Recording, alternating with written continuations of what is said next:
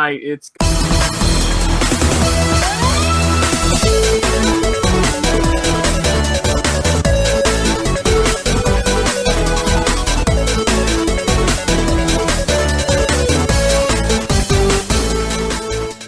Hello, everyone, and welcome to episode 45 of Sonic Talk, and we have got a ton to talk about tonight. It's going to be crazy. Me and Alex just came back from E3, so we'll be discussing a lot there. But first off, let me introduce our third chair. It's GX Echidna. Say hi to everyone. Hi, just a heads up. If I'm being emulated at a poor frame rate today, it's just because I'm being emulated by Unity. That was a terrible joke, and I want to disassociate myself with both of you now. I'm going to pay $1.99 just to not hear the joke. Jason, okay, and you're not one to talk about bad jokes. You are not. Right. Yeah, but he is one to talk about bad emulation. Mm-hmm. Oh my God! Seriously, again, it wasn't funny the first time. And there's Alex Peel over there. Yeah, hi. Hello. Okay, before me and him get into doing our chatty chat, let's hear what GX has been up to. GX? GX hasn't been up to much. I guess I could discuss how I am very slowly playing through Super Mario RPG for the Nintendo World Report Patreon Game Club livecast thing that plugs. I'll be on that.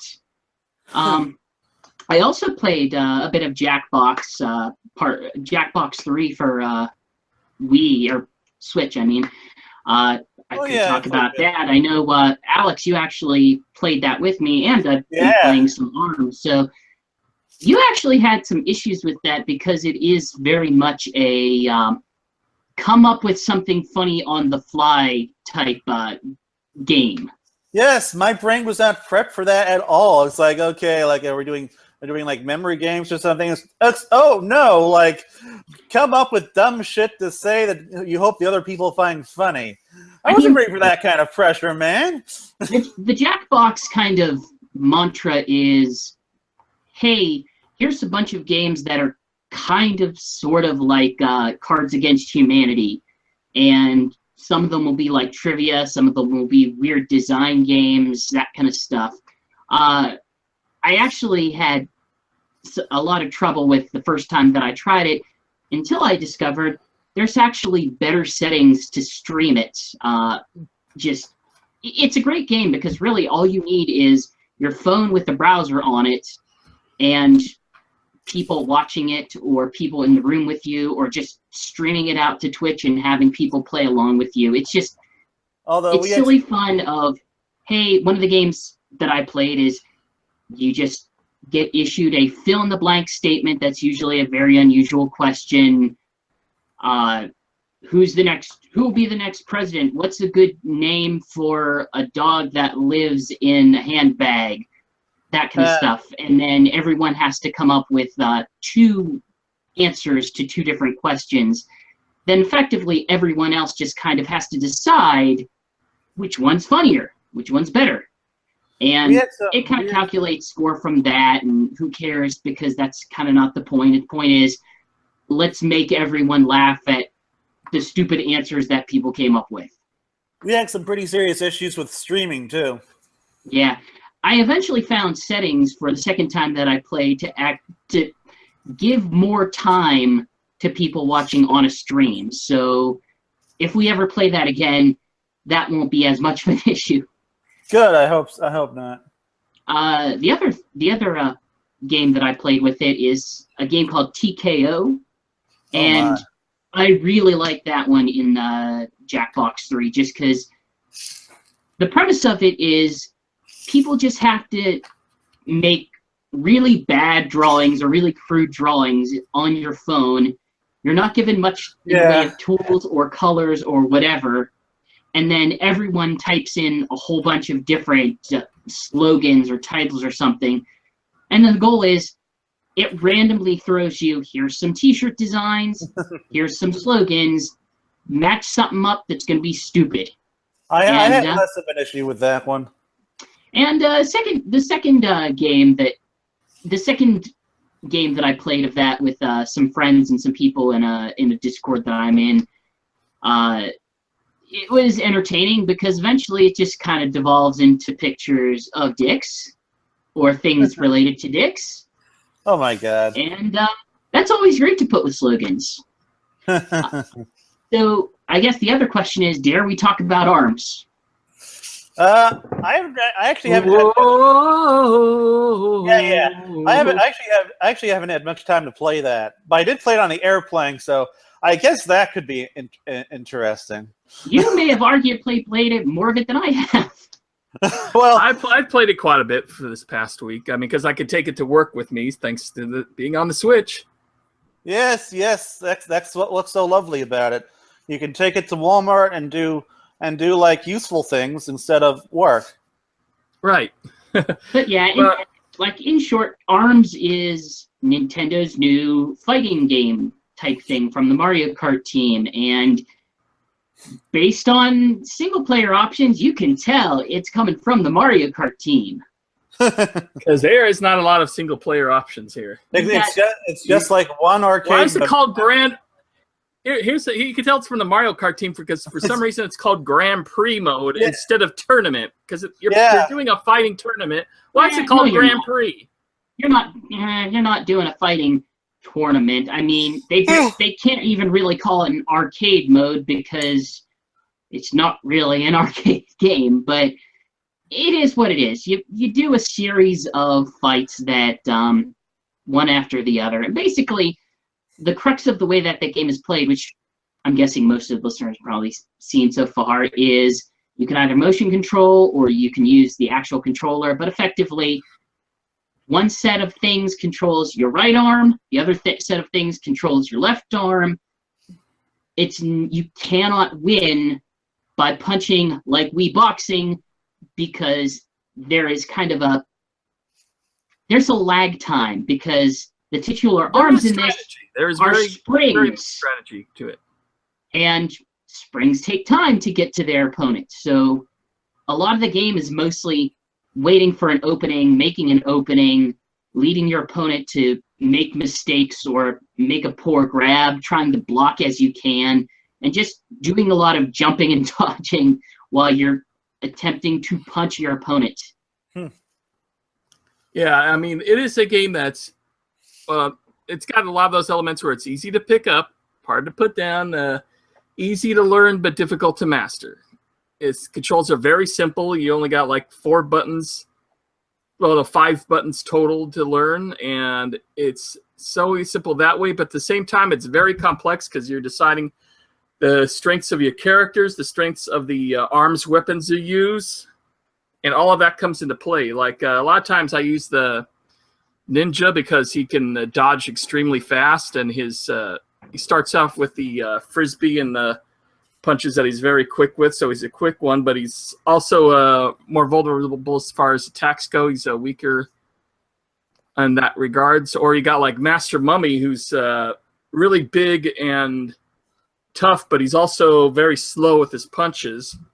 His block will actually start healing him for a while, but it also leaves him very vulnerable to grabs because he can't dodge as fast as other characters can dodge. So all that comes into play. I don't know. I basically just played a bit of Springman, then a bunch of Ribbon Girl in the Grand Prix mode. And Springman is very vanilla. Ribbon Girl actually has a great dodge where if you can jump up in the air, you can jump up in the air, dodge, and I think jump again. I'm not sure. Oh yeah, she has like 4 midair jumps. Like she's considered one of the stronger beginner characters just because she's really good at dodging. That's basically why I picked her, because like with Springman, I didn't have a lot of room to maneuver on the plane, and so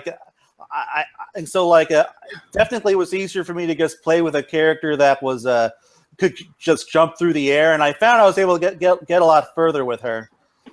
But it really is like a very interesting game to just play when you're out in the world, especially with motion controls, which is what I was doing.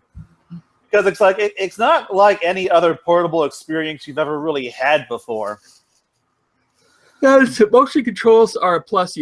They're not needed completely, but they're not weak either. I mean, if you can master them, you can do just as good a job or maybe better with them than you could with basic controls. But the basic controls are solid too. It's just solid controls all around. And there's been a lot of I hear a lot of whenever I hear people talk about that game, there's a lot more divergence in preference between motion controls and just plain gamepad controls than there would have been with Splatoon. Splatoon, it's kind of converged into, yeah, you probably should be using motion controls. Yeah. I'd be surprised. You'd be surprised how many people I hear go, no, I just want to use double joystick. I don't want to do the other one. I'm like, no, if you learn how to do gyro sensors in Splatoon 2, you can really kick some ass in that game. But the thing I like about ARMS motion controls, for my limited amount of time with it, is that it doesn't really require a lot of force. No, you can just do a tiny shake, and you can do tiny punches, and it'll have just as much effect as a forceful punch, which is good because, like, I was doing my best not to shake my seat on the plane because, like, there's someone behind me. They have their table down. I don't want to jostle them, and so like I was able to do that without like causing anyone any real issues. I didn't punch anything. Like I was able to do the whole motion control thing with a very limited amount of space. Yeah, someone really needs to tell Capcom that the Wii is dead and buried. Are we talking about the Way of Hotto? What? Right, I haven't played that, so I guess that requires a lot of oomph. I've watched some videos and heard some impressions, and yeah, it's... What game is this again? Street Fighter 2.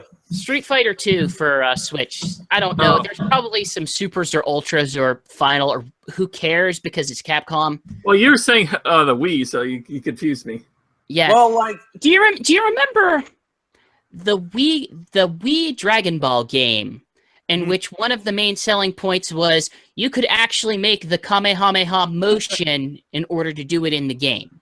Yeah, that sounds vaguely familiar. Now, imagine if Capcom did that in 2017. Yeah, but isn't that a 3D mode?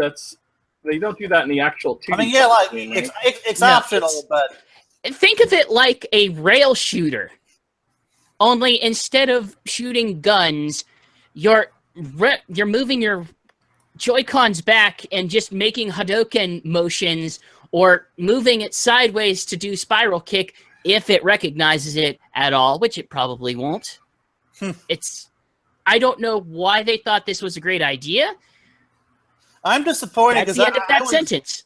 Like, if the Way of the Hotto had been any good, I would have picked up that game. But since it isn't, I don't really have a lot of interest in owning Street Fighter 2 again, even though it's prettier than the other versions that I have.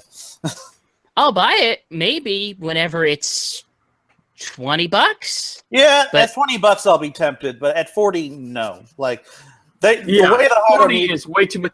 This is a game you can get online for 360 or PS3 for like less than $10, and the only thing missing is the Hado mode. So why the hell would I pay $40 for it? Well, they were probably hoping that the Hado mode would be good. Or it was Switch at launch, and I don't know, they're hoping, hey, let's appeal to retro people.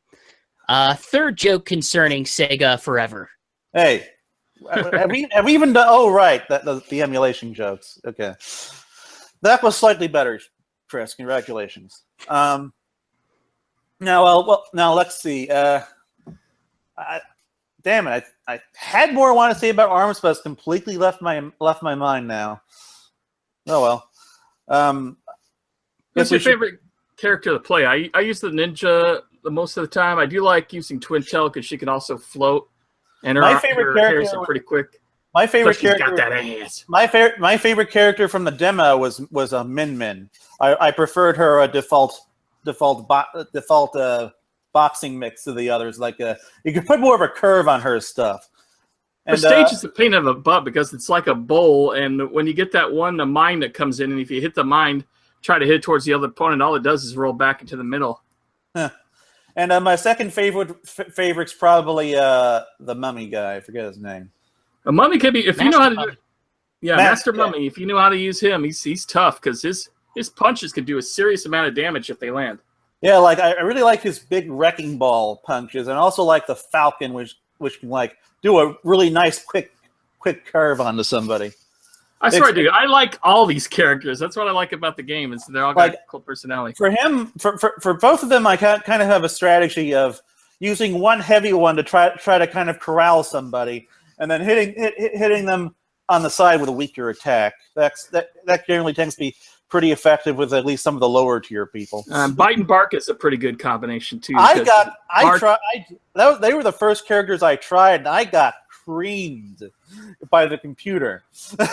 Bark always distracts the one fighter, and then I can usually hit a few punches in. Have you managed to beat level 4 on GP?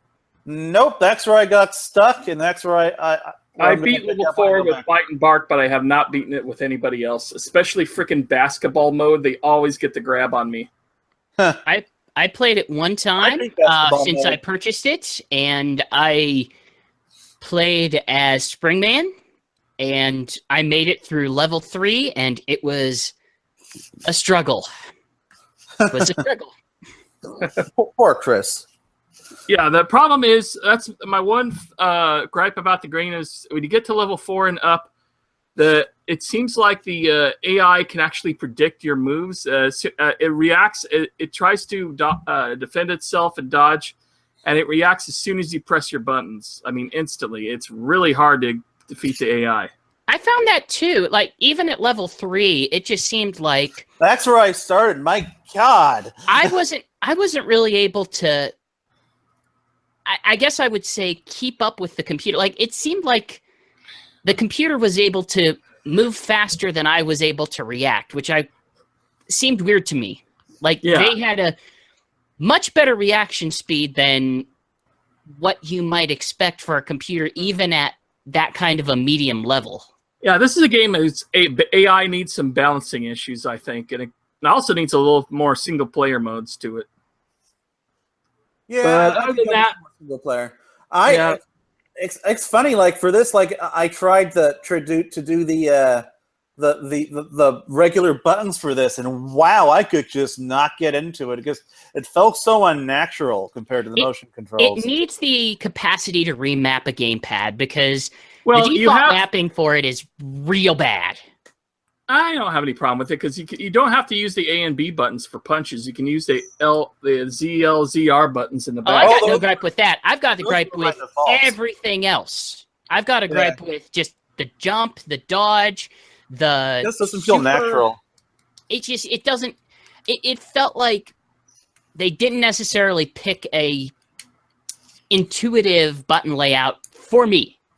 There are definitely places where I would have rather have remapped them, and kind of as a fighting game, it's at least a little bit more standard now that they do give you control options, which I think is a bit unfortunate that they don't let you remap in this game. Whoa, what the heck was that, Jason? Who cares? Keep moving.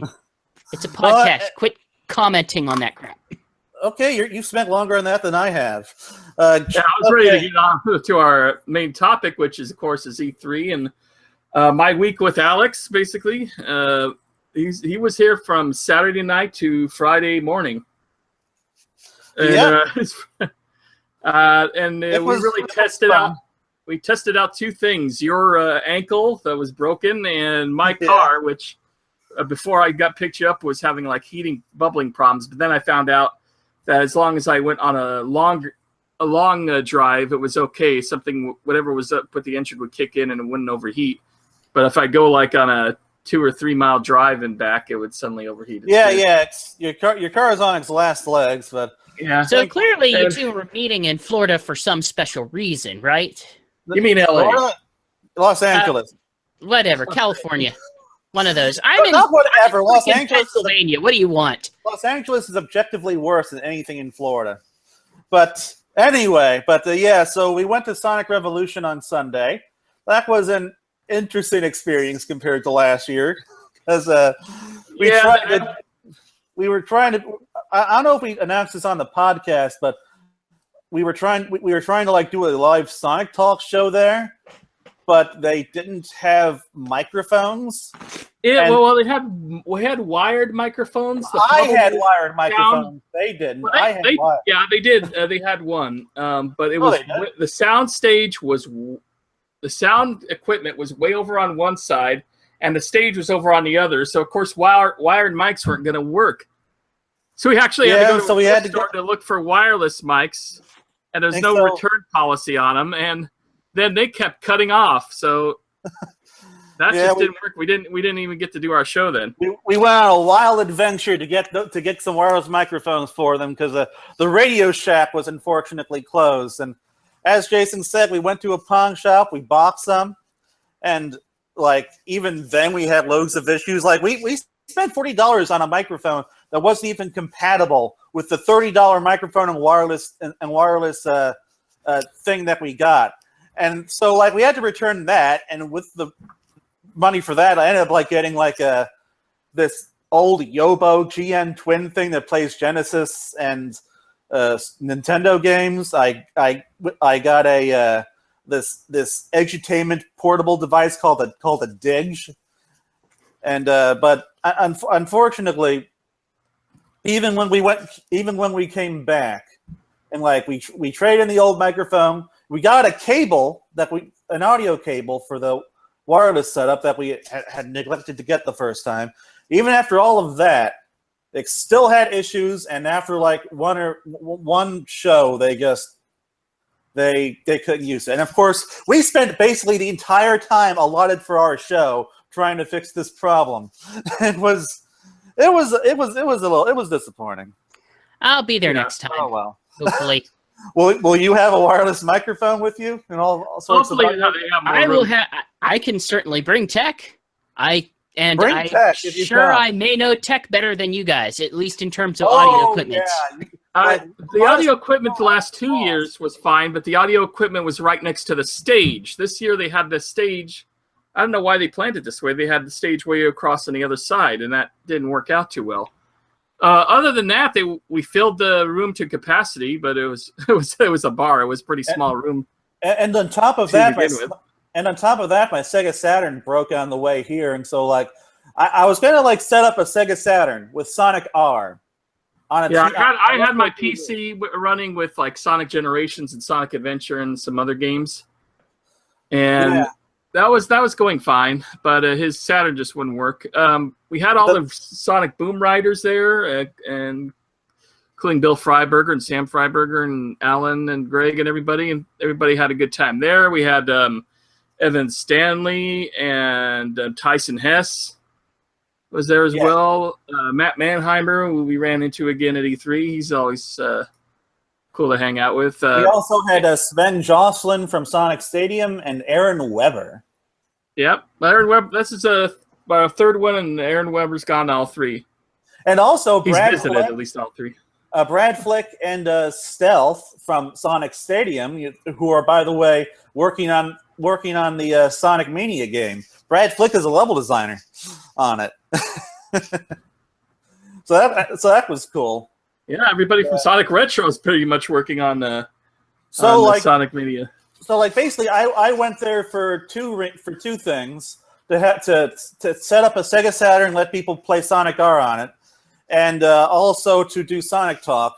And both of those things got canceled. And so basically, like my entire thing was, aside from the wireless mic, I also had a Sega Nomad with a Mega EverDrive sitting on a table, and that was basically my whole thing.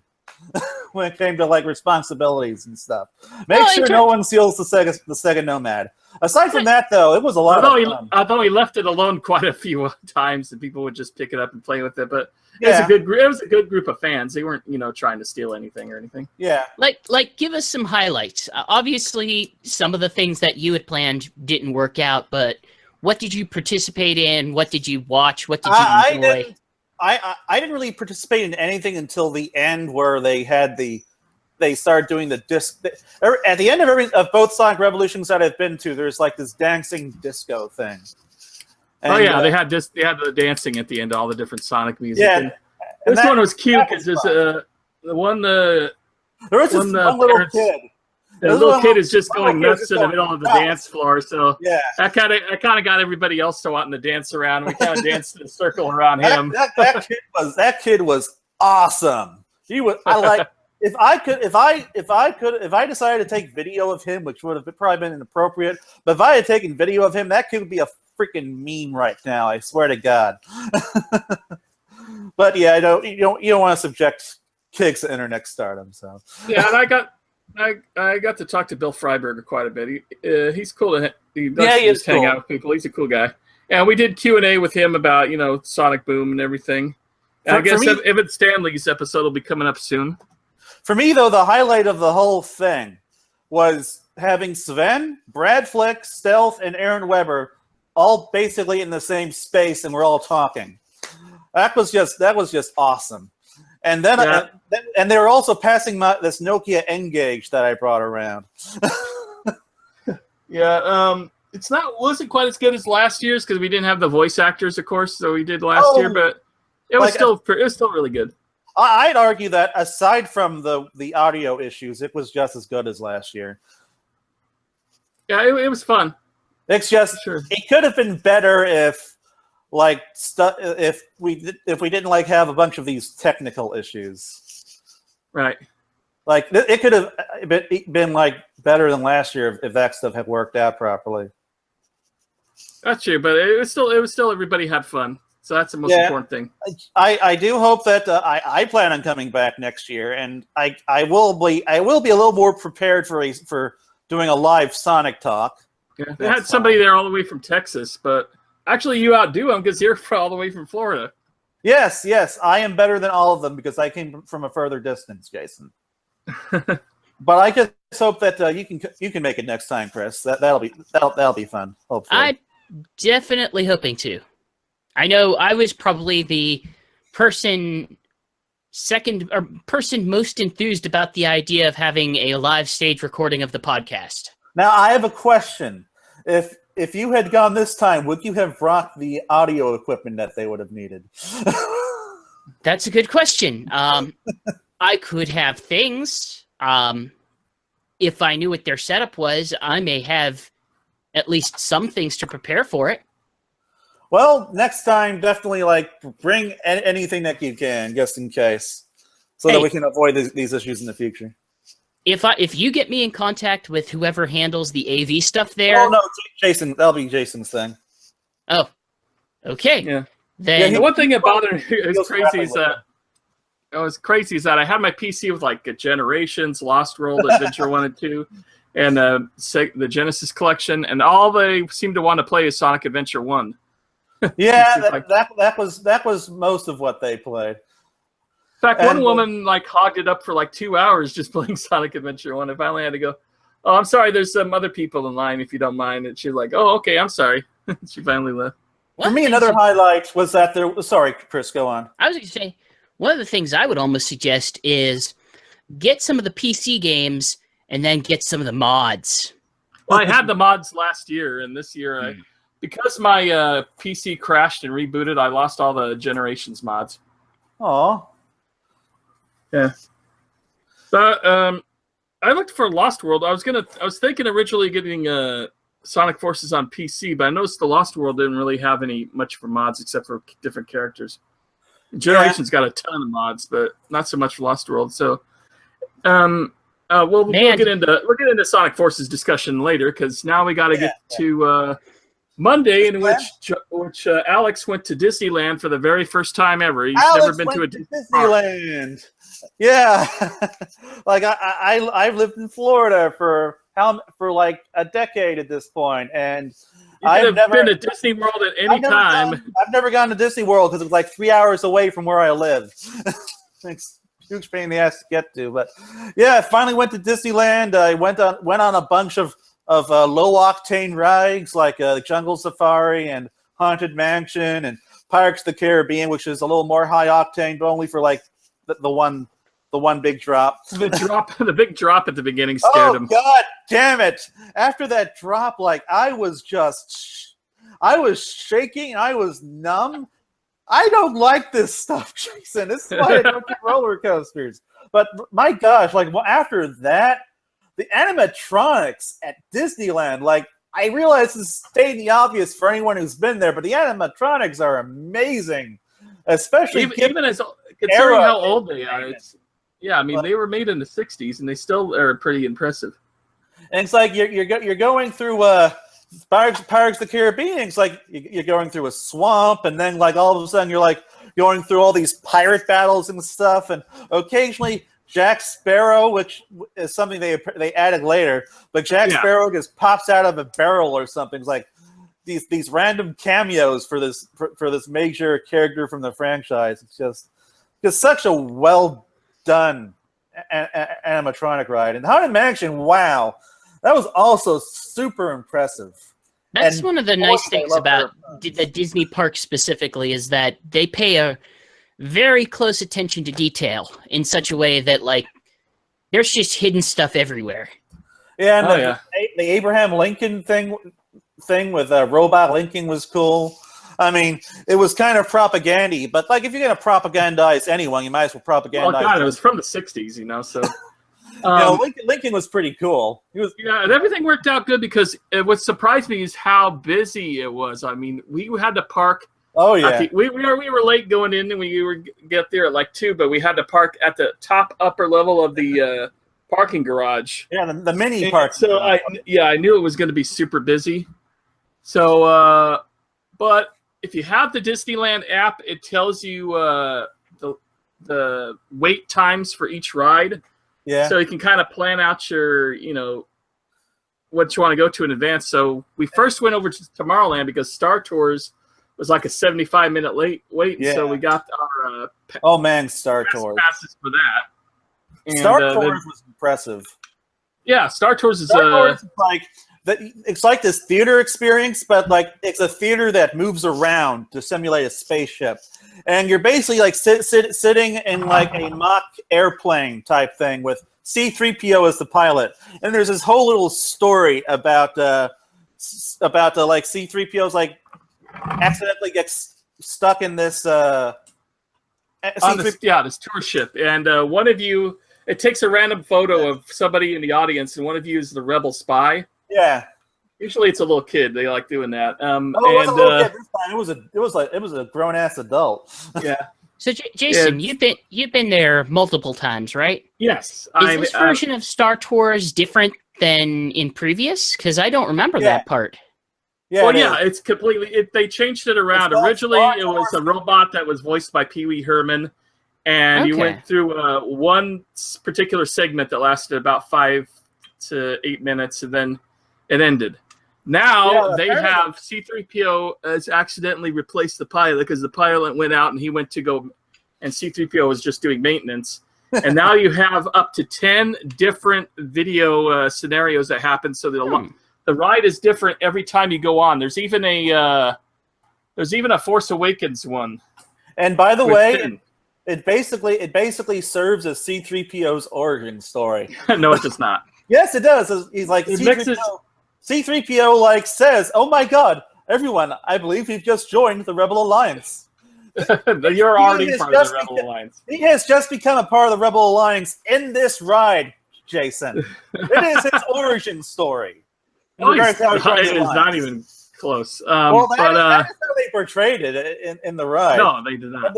Anyway, exactly how they portrayed it. No, it's not canon in any way. It goes through all 3 eras at the exact same time. Okay, like I'm not saying it's like official canon. I'm just saying as how he joined the Rebel Alliance. Might I just say? Not really. I love the direction this conversation went. In any case, the whole thing is also in 3D. And my gosh, are those special effects really impressive? My favorite part is the one with the Episode 1 Star Cruiser when it shatters through the windshield and pokes right in your face practically. Yeah, that's the one I saw. It's like we all almost got impaled by a freaking Naboo starfighter. The other Star Wars attraction is the Jedi Training Academy, which we got to watch a little bit of while we were waiting for our lunch. That's basically just okay. Here is what happened. Oh, wait. Yeah, with the little kids. Yeah, that was cool. Like these little kids basically defeated Darth Vader, the lady from Star Wars Rebels, and Kylo Ren. Well, no, okay, an actress defeated Kylo Ren, but yeah, these little kids basically got to fight Darth Vader. It's funny. It's kind of sad that by the end they have to murder all the younglings, though. No. Like I think this takes place like in some future part of the storyline after Darth Vader's already dead, or something. I don't know. I missed the beginning. Anyway, it all worked out well. I mean, we saw about 10 different attractions within like 8 hours, which for Disneyland is really good because lines can get really long. But they did a good job with the lines in this one. We were only waiting like about a half hour for any particular ride. My favorite ride was definitely Star Tours Continues with Haunted Mansion and Pirates of the Caribbean about tied. Definitely, like at the bottom was Snow White's. I forget what they called it, but we went on that because it had broken down temporarily, so there was no line. Yeah, so by the time we got there, like we were able to just walk on. This whole thing was a combination of good luck and planning. Did you get to see Mr. Toad's Wild Ride? Yes, we did. That's actually that was my suggestion. I told you we got to go on Mr. Toad. That's what we were trying to do when we went on Snow White. About going to hell.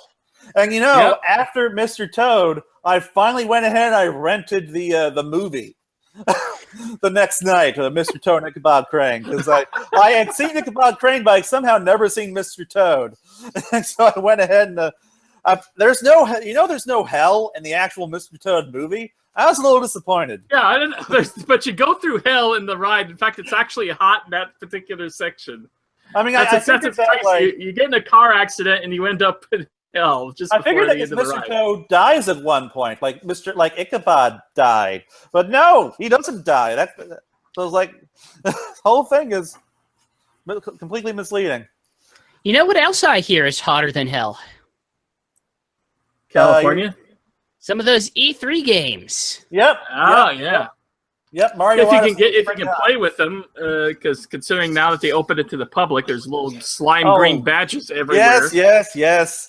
I know. It's It's horrible. Anyway, I don't know. I played fewer games, but I played the games I cared about, so I don't care. Well, I never got to play Assassin's Creed Origins. I was kind of disappointed. Oranges. But oh my God, the South Hall was just insane. I mean, everything was line capped here, line capped there. There's a line cap for friggin' Lego Marvel Superheroes 2. The sense that I got listening to different people is that basically they let in the public, but they didn't adapt the format of the show. They did not. They did not adapt that at all. Yeah, the only thing I saw we played at the South Hall was Dragon Ball FighterZ, Z, which only had about a half hour wait. That. Oh, it's so good! Oh my gosh, that was impressive. Like, it might be my favorite Dragon Ball game so far. Because like it's not just a 2D fighter; it is super cinematic. Like when you cinematic somebody, and very intense. I mean, there's just blasts and damage everywhere. It's like the most intense Dragon Ball fights you could have. And when you defeat somebody, like you actually punch them into a building, and it actually looks like an animated thing from the show. And these are 3D graphics, but they don't look 3D. They just they're cell shaded, but they limit the animation to make it look like the actual 2D cell animation. Yeah, trust me, I was drooling whenever I heard that they were using the Arc System Works fighting engine. Yeah, I played that kind of like the Marvel vs. Capcom game, and it was pretty close. I beat Alex, but just barely. We were having a blast with that game. Like, honestly, I'm more interested in this than Injustice 2 at this point, although Injustice 2 is almost assuredly going to have the better story mode, so... Well, I like it. Oh, I've been playing Injustice 2. I've been playing the hell out of that just for all the gear and stuff and the leveling up of your characters. But anyway, I will say Nintendo probably had the best as far as lines go, line structure. They were the best managed booth by far. Oh yeah. Like my God, we got to play Mario Odyssey twice. Meanwhile, I struggled to play Mario Rabbids. Yeah, I mean, Ubisoft. I was about less than a 1 hour wait in line to play Mario Odyssey for about 10 minutes. But which is fair because you get a free cap, for playing as well. Cap and a pin. I'm giving my extra one to Chris for his birthday. But now I have a question for both of you. What did you think of Nintendo's press conference? Because I was really happy with that. It was all right. It's just a half hour trailers after trailer.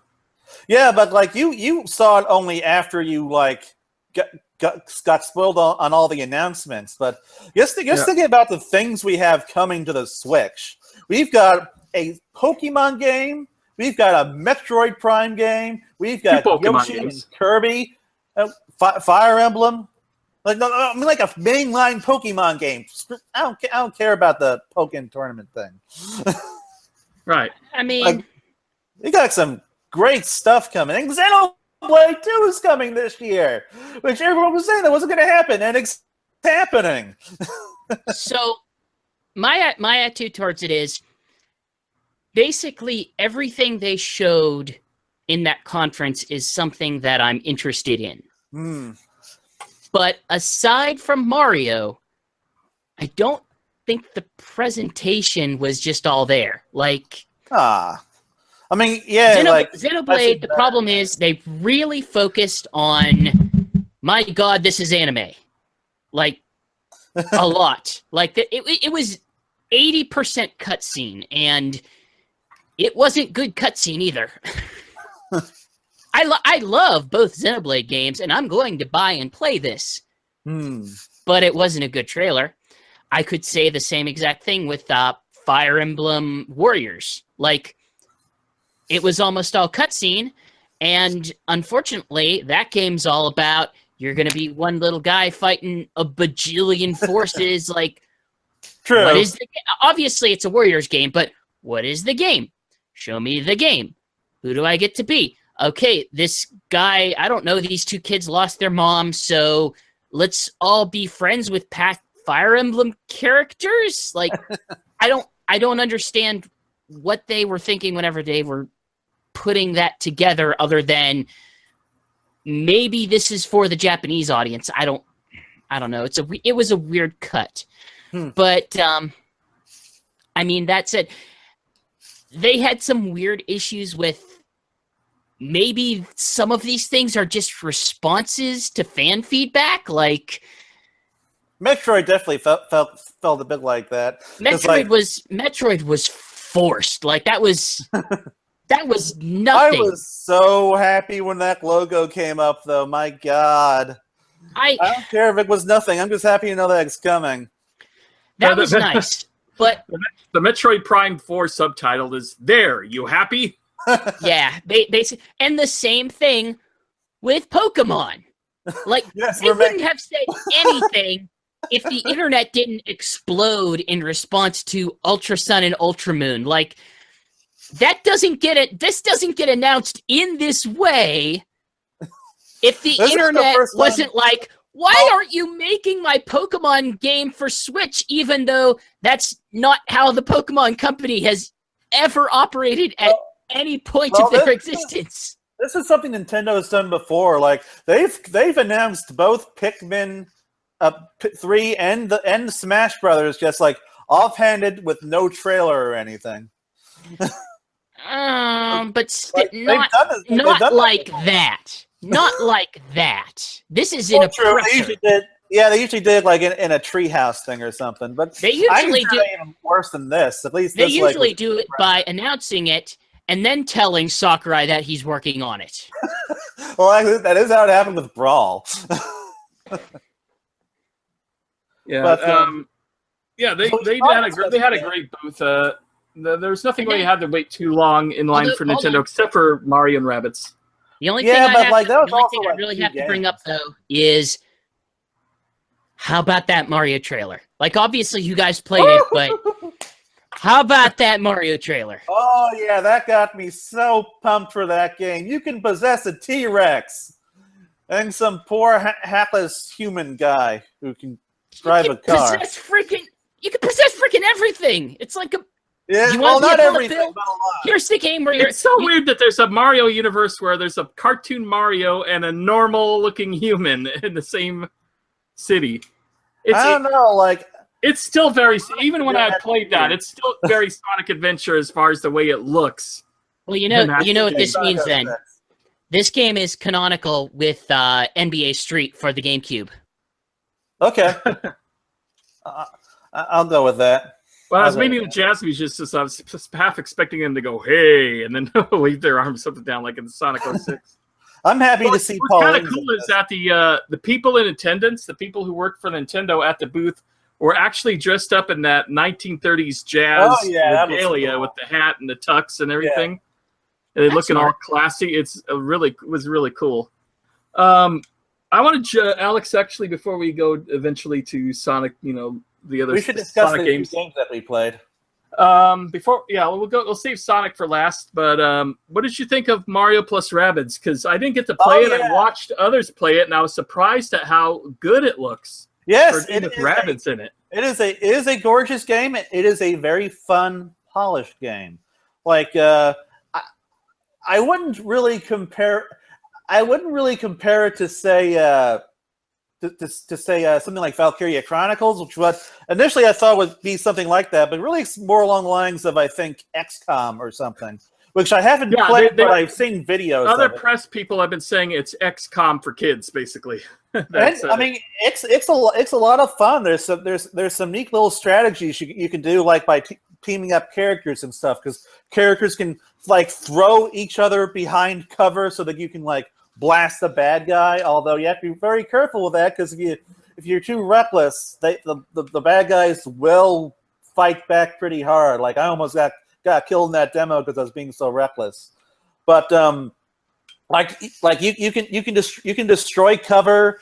You can flip around cover. You can take cover. Like you got to stick close to cover if you don't want to die in this game. So like whenever you like kind of circumvent that to damage an enemy quickly, you're taking something of a risk. But there can be a lot of reward because you do a heck of a lot more damage to it. So it's a pretty fun game from what I was able to play. Now I wasn't able to complete the demo because it was running low on time, and they wanted to make sure that everybody got the chance to play it. Because like I stopped at the 10-minute mark. I didn't actually have to, but everyone was being a good sport, and I wanted to be a good sport, so I was a good sport. And I let the next person play after I got like 2 battles done. It's a fun game from what I've played, so definitely I think people should be looking forward to it. I'm kind of curious. Do you guys have any sort of predisposition for or against the Rabbids? I have no feeling one way or the other towards them. I've only played one Rabbids game. It was the Wii one. I kind of liked them in the Wii era. Now they're just like I meant to say minions. I meant to say it was the Wii launch game one. I thought it was fun. I thought they were cute. I don't hate them. I don't love them. Like they're okay, and they don't seem out of play. They don't seem out of place next to Mario, as far as I'm concerned. Like like they're a lot goofier than Mario and like his entourage. No, normal humans look more out of place next to Mario. Yeah, normal humans look more out of place than Rabbids. I've just heard a lot of talk of like, well, this game looks really, really good, but I really don't like the Rabbids, and I don't know. I'm also of the unpopular opinion that I don't hate the Minions either, because I think the movies that they are in are entertaining, even though they are culturally shoved down our throats without the context of the movies.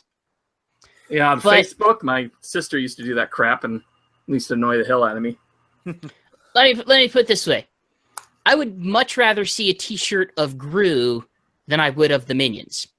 Yeah, that said, I'm just kind of surprised that people even kind of half remember the Rabbids even as this thing, because I know there have been some games, but the last game that I played was Rabbids Go Home, which was actually really, really good because it was made by Michel Ancel, and it kind of played like a weird commercialist-themed Katamari game. I've never actually played that. Should I? I like it. If you All like right. Katamari type games, it has I a like Katamari. weird kind of style and tone to it. I actually completely forgot that game existed. Like I think I really everybody remember has. the game. But While Alex was playing Mario and Rabbids, I was checking the Rabbids, Guild the Rabbids. Yeah. I was checking out Monster Hunter World, the multiplayer demo. It was the final demo of the show, being played by the director of the game, and that looks so good. There's so many technical advances because this series has been stuck on the basically PlayStation 2 era.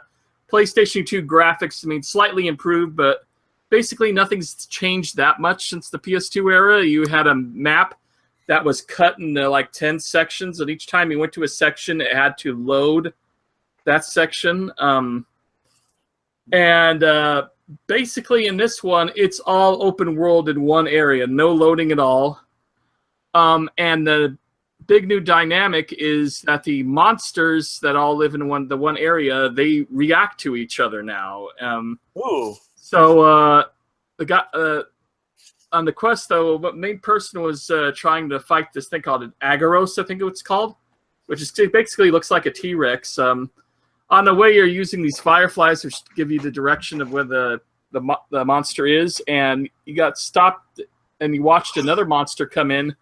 And there are these herbivore-like dinosaurs walking around, and he just goes over and just scoops one up into his maw and it swallows it whole into its gullet.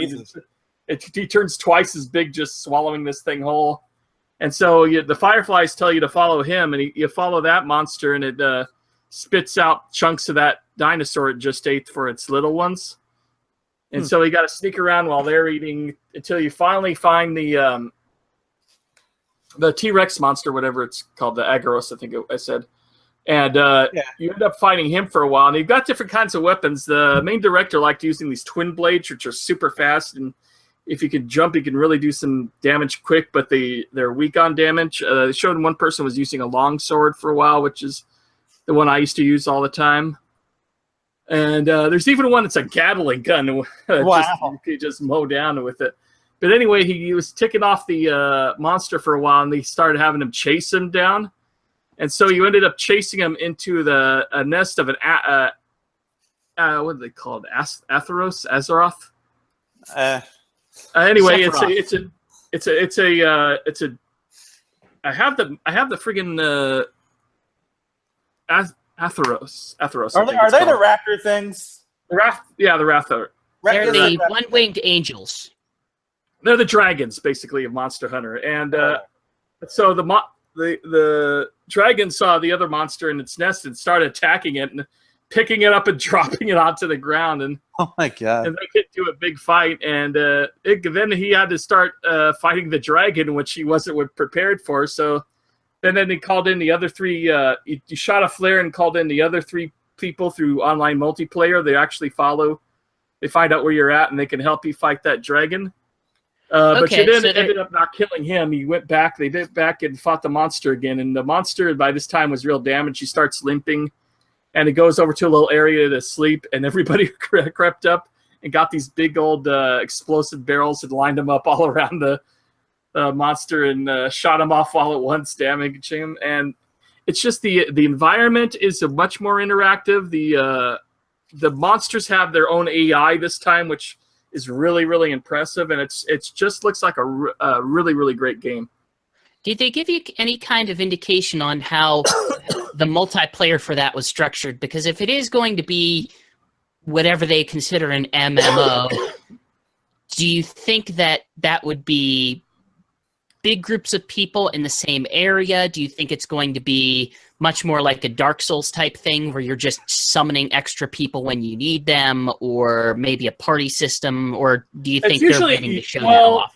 The last two Monster Hunter games I played, the online multiplayer was always a party system. Usually you always start out together. This is the first time I've seen one where you're starting off alone and the other people join you. Now, if it's a big enough world that the other people are just doing their own thing, which could be because they kept switching cameras to another player and somebody else was collecting It was just collecting stuff and fighting a different monster that was weaker until the flare went up. So it's possible that you're all starting the same universe and might be doing different objections and then just gather together when you need it.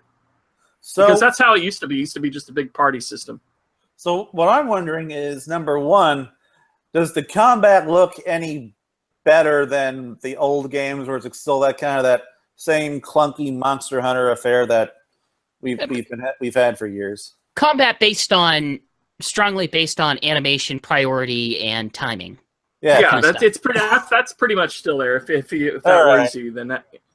Yeah, I think you can focus your camera more on the monster if you need to. There's another thing where they have numbers that show how much damage you're doing to the monster. I'm hoping they could take that off in options because it just looks weird having that on the camera while you're playing. Because usually if you damage a monster enough, it'll start limping. It'll start behaving in a different way, so you know you're hurting it. I don't really need those numbers. My other question is how scripted the demo look? Because it's not scripted at all. Because may have been scripted. No, I mean, well, the players were kind of scripted in the way they were behaving because they were doing this for a demo and they've been doing this for like 3 days in a row. But the monsters themselves, the way their behavior isn't exactly scripted. Because I saw this demo before single player, like the day before, because it was a surprise I was able to get in to see the multiplayer demo because it was the last demo of the show and they didn't schedule anybody, so anybody could just walk in. But the first time I had to wait 2 hours in line just to watch the single player demo. And at one point, the T-Rex gets knocked off the tree and then onto the floor.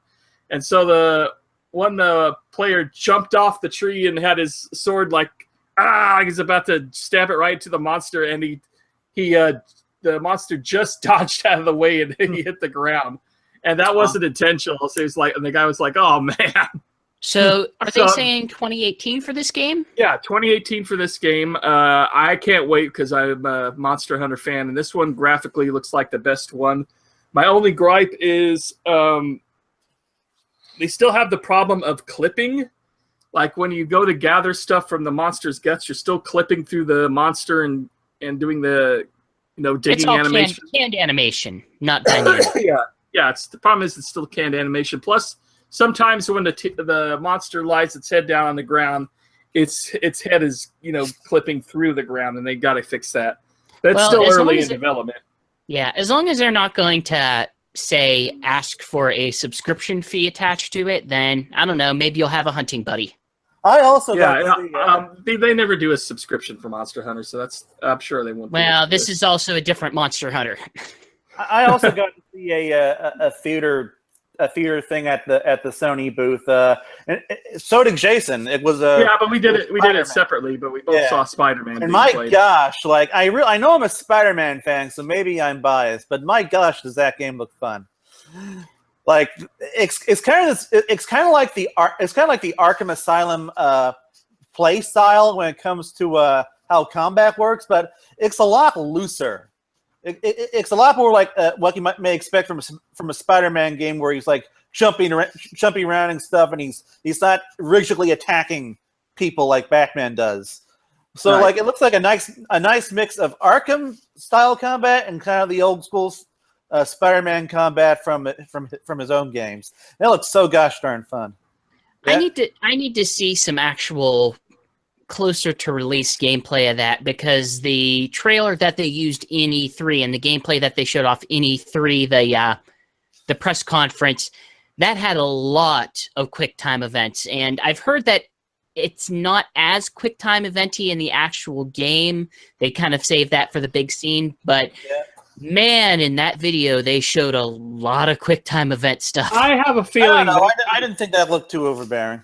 I think that's pretty much saved for like any big epic moments. And let's be honest, God of War had tons of quick time. I also don't play God of War, so there you go. Well, God of War still has a lot of fun regular combat. When Kratos starts slinging webs from his hands and jumping around New York, then we'll talk. Okay. In any case, I think before we talk about last regular game we played was Yakuza. which may be a good I'll let you segue to talk about Sega. that while I get something to drink real quick, because my throat's a bit parched. So you go ahead. So yeah, Yakuza 6. I really don't have too much to say about that game, honestly, because it's like it has a really fun combat system, just like Yakuza 0 did. I played the demo had two modes: a story-centric mode and just an open world mode where you can just kind of walk around and beat the crap out of people. I played the open world mode. You have a question? I hear talk that you get to beat up a YouTuber. I haven't done that yet, but that would be cool. But I was mostly just beating up random thugs on the street. And what I really love about this battle system is that these fights don't just take place in one contained area.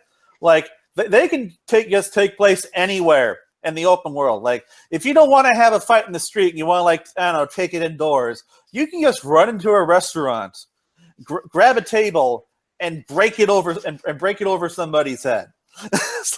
it's just such an open and free game now when it comes to combat. You can go and see your personal trainer and exercise to strengthen up your muscles, and like these exercise games they're like mini games. They're like rhythm games, and the better you do at them, the more you get out of the workout session. And it's like like all Yakuza mini games. It's kind of cute. The guy has a bit of personality to him, and you can also buy all sorts of food from restaurants and stuff, which I think was also in Yakuza 0. So nothing too new there. But it's just a really fun open world brawler, and I really need to start playing this franchise ASAP because I am missing out on some great stuff. Yeah, have you never played Yakuza 5 or any of the others? I have only played the original and a bit of 2. Okay, the original's coming. The original's coming back on PS4. Yeah, Kiwami. As a remake. I'm hoping that they've completely remade the battle system because that was my big issue with the original. Yeah, this time when you go to battle, there's no, okay, there's a little loading section. No, you're instantly in battle, which I find amazing. And now a first-person mode where you're going through, what's the name of the district? Hello? Yeah. Hello? Hello? Is something going on? I hear you. Okay.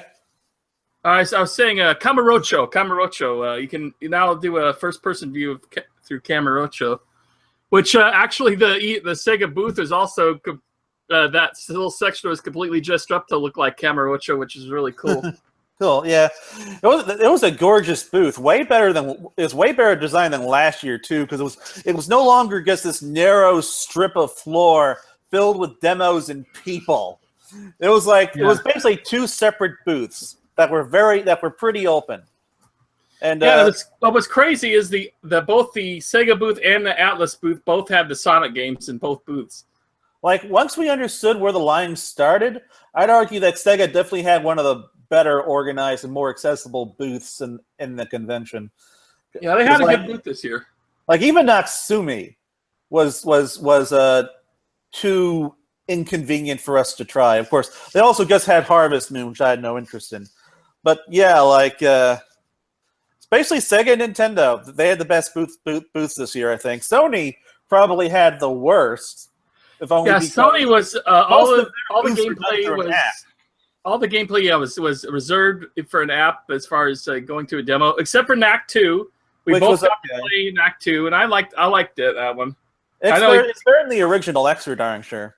It's a lot more of a regular platformer now than just a brawler with a few jumps here and there. It's much more of a platform. Plus, it had two-player simultaneous gameplay, which I enjoyed. Did you like Knack 2?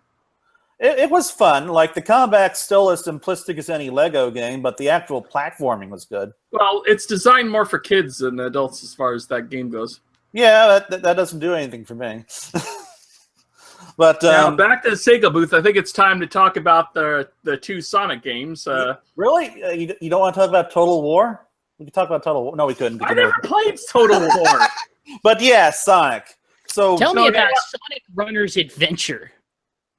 I don't know. We never got to play that one. That wasn't at E3. GX. So we can either talk about the one that the Sonic game that had twice as long a lines and had all the Game of the Year awards plastered the one on it, people wanted to play versus the one that the game that nobody asked for. Yeah, or Forces. Hey, people were asking for a new 3D Sonic game. Just a lot more people are complaining, it seems. Yeah. Well, they're both solid games. I mean, one's definitely better than the other. I say. Yeah. If the thing of this is, if Sonic Forces was by itself at any other E3, I would have been more hyped for it. But after playing, after playing two levels of Mania and having an absolute blast, it just blows Forces out of the water in terms of quality. Yeah, Sonic Mania. I guess we'll talk about Sonic Mania first. I guess Sonic Mania. What that game really has going for it is just its level design. It has probably the best level design out of any Sonic game I've ever played. I'm including the originals here, like the Genesis game. Yeah, imagine Sonic CD if the level design didn't actually suck. And it's nice and big. I wouldn't even compare it to Sonic CD, but because like the levels, they're labyrinthian, but they're also really easy to get around in and really fun to get around in. Because like if you want to like explore, you can just explore. Like you can go left, you can go right, you can go up, you can go down. And sure, like there are certain gimmicks that you have to hit in order like to get to certain areas. Like in Mirage Saloon, there is this there's like this seltzer bottle, this giant seltzer bottle that you have to hit, and it temporarily creates a new path. Lane of a new path made out of water. And if you're fast, you can go up it, you can get to a new area. And if you miss, you'll fall down, and like there's no way to get back up unless you're Knuckles, who is objected to be the best character. Or Tails. Yeah, I guess or Tails. but it's just such an exceedingly well designed, gorgeous game. I mean, one thing I like about this game is that they didn't just take Genesis graphics and make new levels with it. They actually like improved the animation. They improved the character sprites. The stages are much more colorful than anything that you could do on 16-bit, or at least the Sega Genesis. And if you're wondering if there's any difference between the PS4 and Switch versions of Sonic Mania, there's not. They look exactly alike. Aside from, one is portable, which is pretty cool. Yeah, that's the big thing. but the Mirage Saloon, it's filled with gimmicks. Like I mentioned the seltzer bottle, but there's also this big old 6-shooter revolver gun that can shoot you into other parts of the level. They're like these little they're these bar stools in front of these actual little bar tavern things. And that'll like you spin on, and they're kind of like the barrels that you spin on Sonic 2, I think it is. I stuck on them. And it's such a fun game. Yeah. I was gonna say, go on. There's also Green Hill Zone Act 2, which yes. is even a bigger improvement over what we played at the 25th anniversary, because now you got shields in the mix. So it is almost a whole new fire state. Shield from Sonic 3 and burst through certain parts, or those bridges that have the spines on them that circle around that always hit you. You can now burn those bridges, and there's a secret area with more monitors down below. So it's just such a well-designed level. It looks like it's going to be a great game. Like I said in my review, Sonic Retro always said, yeah, well, we can make a better Sonic game than Sonic Team can. And this year, they really proved them right. I mean, you take those side by side, they have made a much better Sonic game. And let me tell you, did, I think. Let me tell you, that jump dash, I like the Sonic Team game. That's the thing. The jump dash, like I didn't really use it much back at Sonic Boom, but at E3, it is the jump dash is just such a fun move to use, because like whenever like you're in the air, you can hold the jump button, you can spin it, you can start spinning, hit the ground, just boom, instant speed. It's just, if you time it well enough, you can really blast through some stages with that. All right, and the other one we Now, played. Before we do that, so here's kind of the weird question I have. And you might not be able to answer it just based on your E3 experience, but maybe between being able to talk to Aaron Weber or anything. How do you feel that Sega is kind of positioning Sonic Mania, especially in comparison to something like Sonic Forces? Like, do you feel that this is something that they have a lot of energy about, more so than other projects? Do you feel like they're really pushing this? Do you feel like they're giving a lot of support to this game? I think this game's getting plenty of support from I've seen. I mean, you got trailers like crazy. We got a lot of ads in that, and even well, I guess we didn't mention in Big Hallway the Sonic Mania / Sonic Forces little trampoline game they had. You had some experience with that. Screen, yeah, and basically there's a big old golden ring hanging high above the air, and you had to get on the trampoline and try to jump and grab that ring, and if you did, you got to enter a chance to win $1,000. And one guy grabbed it, yanked it so hard it bursted the ring into 5 pieces. Wow. But I'm primarily asking because I'm trying to get a sense of how Sega is going to interpret this game. Because like you said, between this and Freedom Planet, it is kind of showing that, yes, these fans, especially with these small-scale projects like this, really are kind of tapping into what, let's say, lapsed Sonic fans didn't get out of something like a project like Sonic 4. I mean, as near as I can tell, they're basically treating it as an equal to Sonic Forces. Like, the only place where Sonic Forces is positioned in a superior way is just in its launch window. You know, like Sonic Mania is getting summer and Forces is getting fall or winter.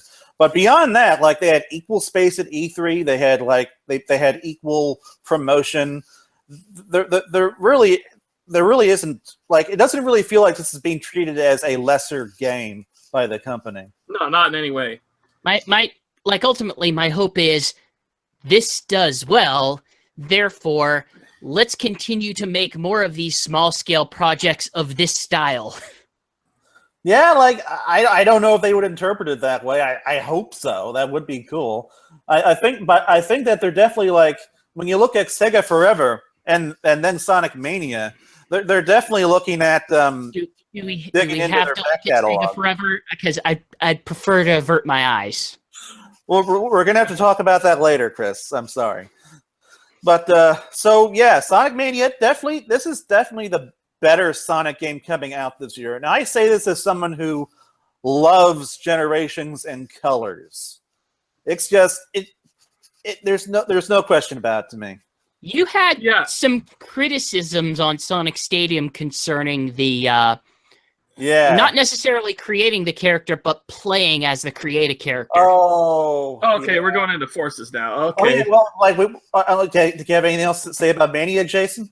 No, I think we've covered up pretty much. Yeah. So, I mean, like, this is the game where I was playing it, and I actually go, "Wow, this is fun!" While I'm playing it, and people are watching. Like, Sonic Forces. This is. Sonic Forces, I'm like, Sonic Mania, I'm like, ooh, I'm having fun. And Sonic Forces, I'm like, yeah, this is all right. This is pretty good. Sonic, I liked it way more than that. But Sonic Forces, this game is so close to being really good.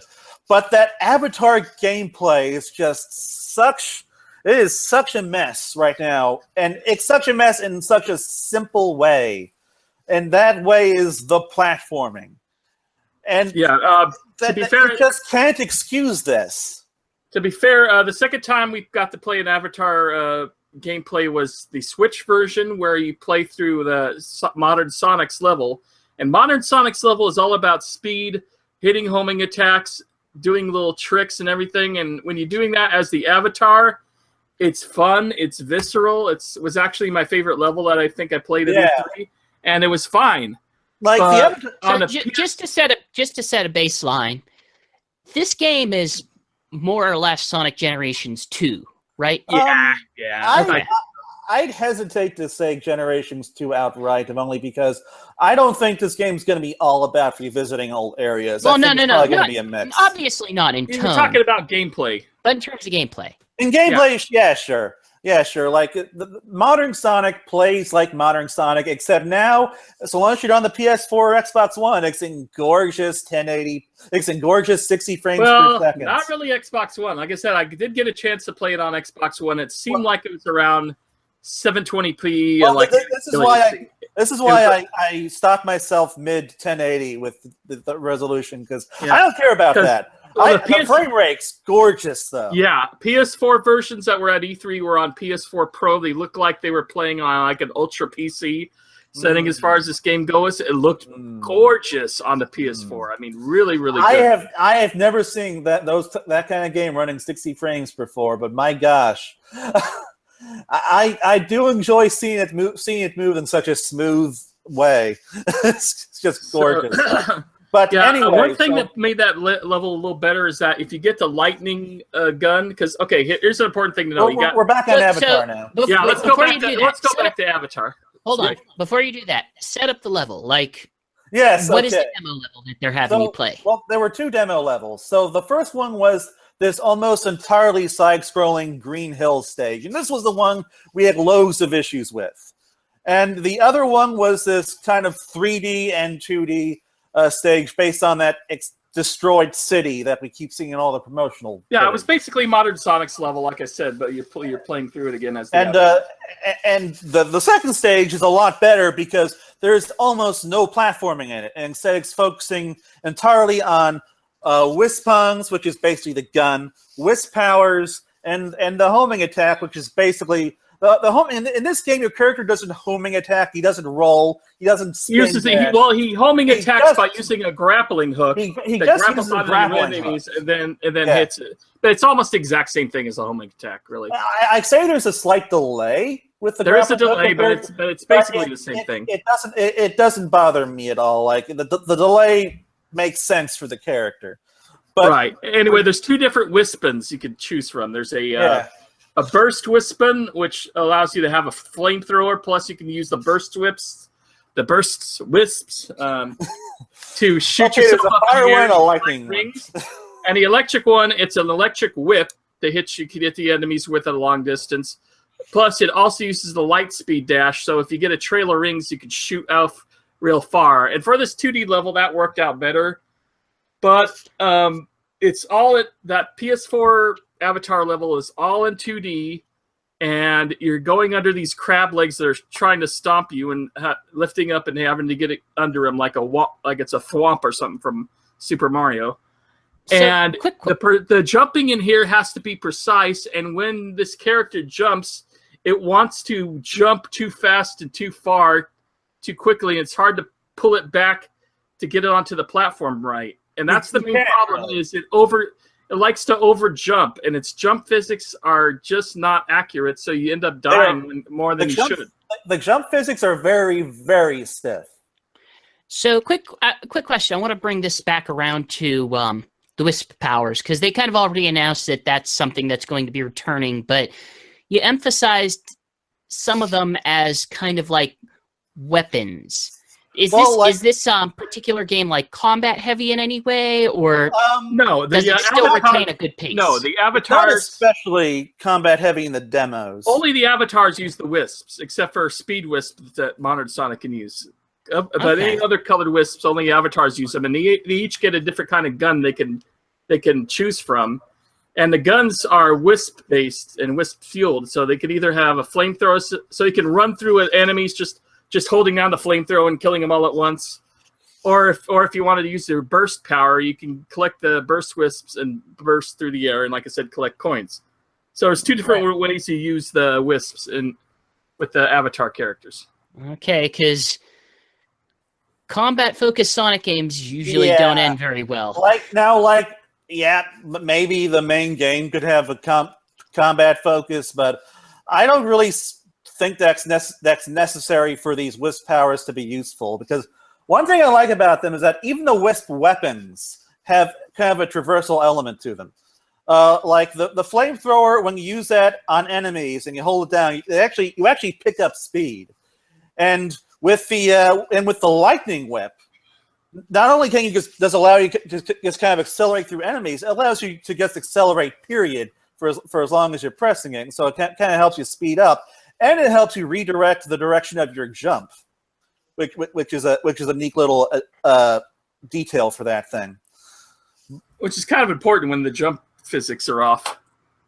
Now, like, hopefully, like, they'll fix the jump physics, because we're not the only people who had issues with this. I was watching a Game Explain video from E3, and they were having the same issues in the same area. Like, I might watch that later tonight. Like, you just can't jump right with the avatar, and that's such a shame, because everything else about this character works really well. Just fix the jump physics, and this will be a fun part of the game. Yeah, this is one of the first few modern Sonic games where the extra gimmick doesn't suck. Basically, the Warhawk was okay. The Warhawk was okay, but I mean, actually, no, the Wisps were the best. Are probably still the best gimmick that. Oh yeah, that's because they were integrated into the main game as power-ups rather than its own thing. Well, this is also the first Sonic game in a while where they have 3 individual styles of play, and I know Sega has this really bad habit of whenever they split up between multiple styles of play, it all just falls apart. Well, they don't focus on any one of them and perfecting it. It feels more like 2.5 because the Avatar plays a lot like modern Sonic does. Well, I wouldn't say this is as divorced. A lot more like modern Sonic than even classic Sonic does. This isn't as divorced from the main gameplay as, say, the Werehog was. Or the cat or something like that. Yeah, like, there's a lot of crossover. This character plays like Sonic plays, basically. Well, except with the weapon. Well, close enough. Like, he's still, like I said, he's still slower. He still doesn't have the roll or the jump dash or anything. But he can't boost, I might add. But you know what? They might get those abilities later. This does because you're dealing with a create a character avatar with bonus items and bonus stuff. You can see that this is going to become a carrot on the stick thing, where the more you play and the more you collect rings and red rings, the more stuff you'll be able to get for the character you're creating. I knew this was going to happen because when you're playing as classic Sonic and defeating Eggman, if you get hit and you lose rings, you don't get those rings back now.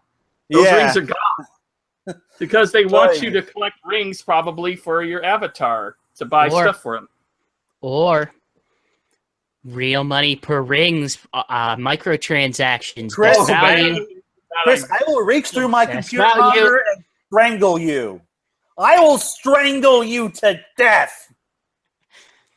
That is a real threat. Chow backpack, only $10. If you scan in this Sonic amiibo, you'll get exclusive parts. I mean, now going back to the Avatar bit, hopefully, like, maybe the only reason why it sucks is because there's an improvement you can get very early on in the game that fixes it. But I'd rather it just be good from the it's possible because you're playing through the early levels. That's why it kind of plays a little wonkier. I don't know. Did they give I guess I'll fix it. So did they give you a sense of obvious? I've heard from others that they haven't given you a chance to actually use the creation tools. Yeah, no, they don't have that because they did. Aaron Weber said on an interview they didn't want them spending half an hour creating their own character before playing the level. But based on the randomly created ones that you received, did it give you any sort of sense of what types of things you could accomplish with it? A bit. The most noticeable difference I found was with the wolf, which could attract rings to it, which made the game a little easier. Beyond that, not too much. Like, at one point, I got to play as a death rabbit, which was like a rabbit with, I don't know, some kind of weird mask thing. So you got to play as Max of Sam and Max fame. No, this one looks eviler than Max. But don't write checks you can't cash. Okay, he looks less funny than Max. How's that? I realize Max is very evil, but he doesn't look like he's a funny guy. On the plus note, you've now helped me design what my special character will be. Oh god. In any case, but like I played as a death rabbit, I played as a cat, I played as a wolf, and I never got to play as a wolf. I didn't notice. Well, that one was only coming up very rarely, but I didn't really notice too much of a difference between. That's them. another thing in the E3 demos. The avatars would just pop up random, whatever one you got. Yeah. So I think we should mention the graphical differences, so we could bring up the Switch. Yeah, but because go ahead. Do we want to talk about the Switch Avatar stage a bit more? There's nothing much more to say. There was this one Wisp power that we didn't really touch too much on the Wisp powers. Now, like I thought I did. The Switch stage. The Switch stage was kind of a good example of all of the Wisp both the Wisp powers on display, because of course we had the lightning one, which Jason mentioned, which lets you light speed dash. But then there's this other one that lets you jump through the air repeatedly with explosions. It's called the Knuckles and Sonic Boom. And like what you could do is you could jump into the air, start gathering rings that are up in the air, and then hit another one of the red explosive wisps to refuel your power to keep going. And that just felt so good to use, and that's when the Avatar really clicked with me. Finally, is when it's also a way to get red rings. So that's another thing, because you're using different wisp powers. Is where they hide some of the red rings. You will have to replay levels to get all of the red rings at once. You won't be able to get them all in one go. Yeah. Okay, I want to highlight something you said, because I'm a little bit confused and might need some clarification on this. Is the Switch version just a different demo, or is it actually going to be a different design game? No. It's just that one demo. Otherwise, if you look at a Switch video of E3, they still use the same modern Sonic and classic Sonic levels. Yeah, it's just the Avatar stage was different. Gameplay-wise and everything, they're the exact same as the PS4, Xbox 360 version. The only thing that suffers is, like I predicted a few episodes back, is that it's at 30 frames a second on the Switch. It looks like it's 720p without anti-aliasing. Some of the textures, like on buildings, look kind of like PS2 type. I wouldn't go that far, but it doesn't. If you've seen pictures of the PS4 version versus Switch versus as far as buildings go, you can tell there's some texture issues. It's basically it's like, think of this in PC. Alex saw some lighting issues that I didn't see. What surprised me is that they still had a lot of effects that I thought they would get cut that are still in there, like all the fire coming down from the sky. The wavy grass is still all there. So what they've been water. The way they've been able to port it is about as good a port as you can get for Switch versus PS4, and I'm still pretty impressed with the way it looks all around for Switch. Were they only showing the Switch version in portable mode, or did you get to see it hooked up to TV? If you go to Nintendo, you can see it in docked mode and in portable. Portable looks better just because the screen's smaller. It hides some of that stuff. So I guess my follow-up to that would be, when it's docked, does it at least support 1080? No, it didn't. It definitely didn't at the show. It didn't look 1080 at all. It looked very jagged, and it looked like it was 720p without anti-aliasing. Basically, that's kind of concerning. Well, the Xbox One version also looked kind of like 720, but looked like it was fuzzy, so it looked like it had anti-aliasing in it. Now look, and to be fair, again, like we were saying, the PS4 version played at the show was the PS4 Pro version. It's like comparing. Okay, PS4 Pro version is the ultra settings.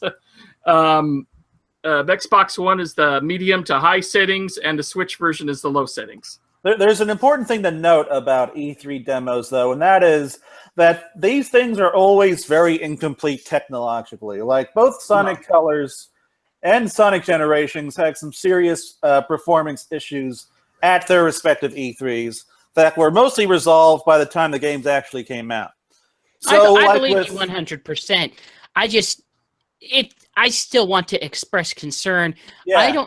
As long as they keep a 30 frame rate, I'm perfectly fine with that. it's the idea of them not being able to push 1080 on the Switch that just kind of leaves me a bit concerned. And obviously, they might fix it between now and launch, or it might stay the same and I might not care, but it seems like a weird thing to not have. I wouldn't really agree with that because, like, look at Snake Pass. Snake Pass, that's not 1080p on console mode. Is I've it? never seen it on console, unfortunately. Snake Pass is I picked it for Switch because it's a slow moving game and you can play that at 30 frames, no problem. But you compare that version compared to the PS4 Pro version, which plays at 60 frames a second and it's 1080, and Snake Pass is 30 frames and 720 on Switch, and it's not that big a deal really, because that game is slow moving and it's better for portable play, I think. Like, just keep in mind, that's the best comparison as far as the graphical differences between Sonic Forces on PS4 and Sonic Forces on the. This is basically a Switch. gorgeous. This is basically Switch passes. Yeah. This is basically a gorgeous PS4 Pro game being downgraded to run on a Tegra chip. Like, I don't really know if you should really expect 1080p from this. That being said, I think that this may very well have just been portable mode on the TV, because I didn't notice any appreciable difference between portable mode and dock mode. And like, it's possible that is better. It's possible that it's still early enough in development that they haven't really refined the dock mode part of it. Because like, dock mode should be better. Like I said, when you're playing it on portable, you don't really notice, except for the frame rate, you can't really notice much difference. It still looks great. I didn't really say that to intend to make this a big to-do. I'm just saying I have some concern when you say that. I mean, let me just say that, like, the game plays fine. So if you don't, so far as I'm concerned, I believe you. I believe everything that you're saying. I believe that there's all the possibility in the world that things could change. That doesn't change. I still have some concern. Concern, and I think it's, for me, in my mind, it speaks more to, I don't have a good gauge yet on what the Switch is capable of graphically, because my comparisons are things like Mario Kart and Zelda, which look amazing and are 1080p and are admittedly built to the Switch, with the Switch primarily in mind, which does make things different. It drives me nuts when people say, well, how come they can't put Overwatch on the Switch? Look at ARMS. Look at how the characters look there. Well, that problem with that is the way the engines are made, they're made for PS4, Xbox One. They're not made for a weaker console like the Switch from the ground up, where if Overwatch had been made for the Switch of the ground up, it would look probably, quite a bit as good as almost the PS4. Xbox One I trust you on that, and I believe it fully.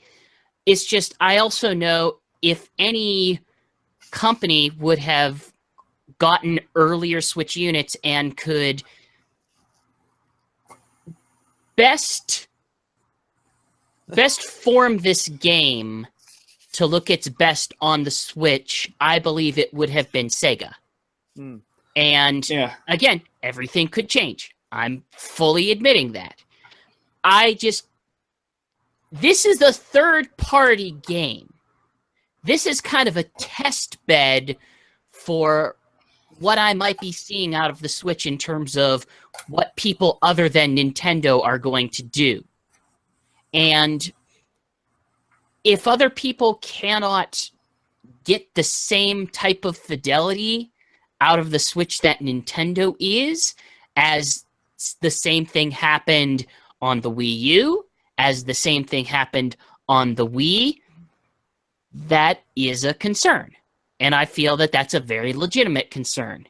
And I don't know what to say other than we will see, but I am afraid that this might be telling.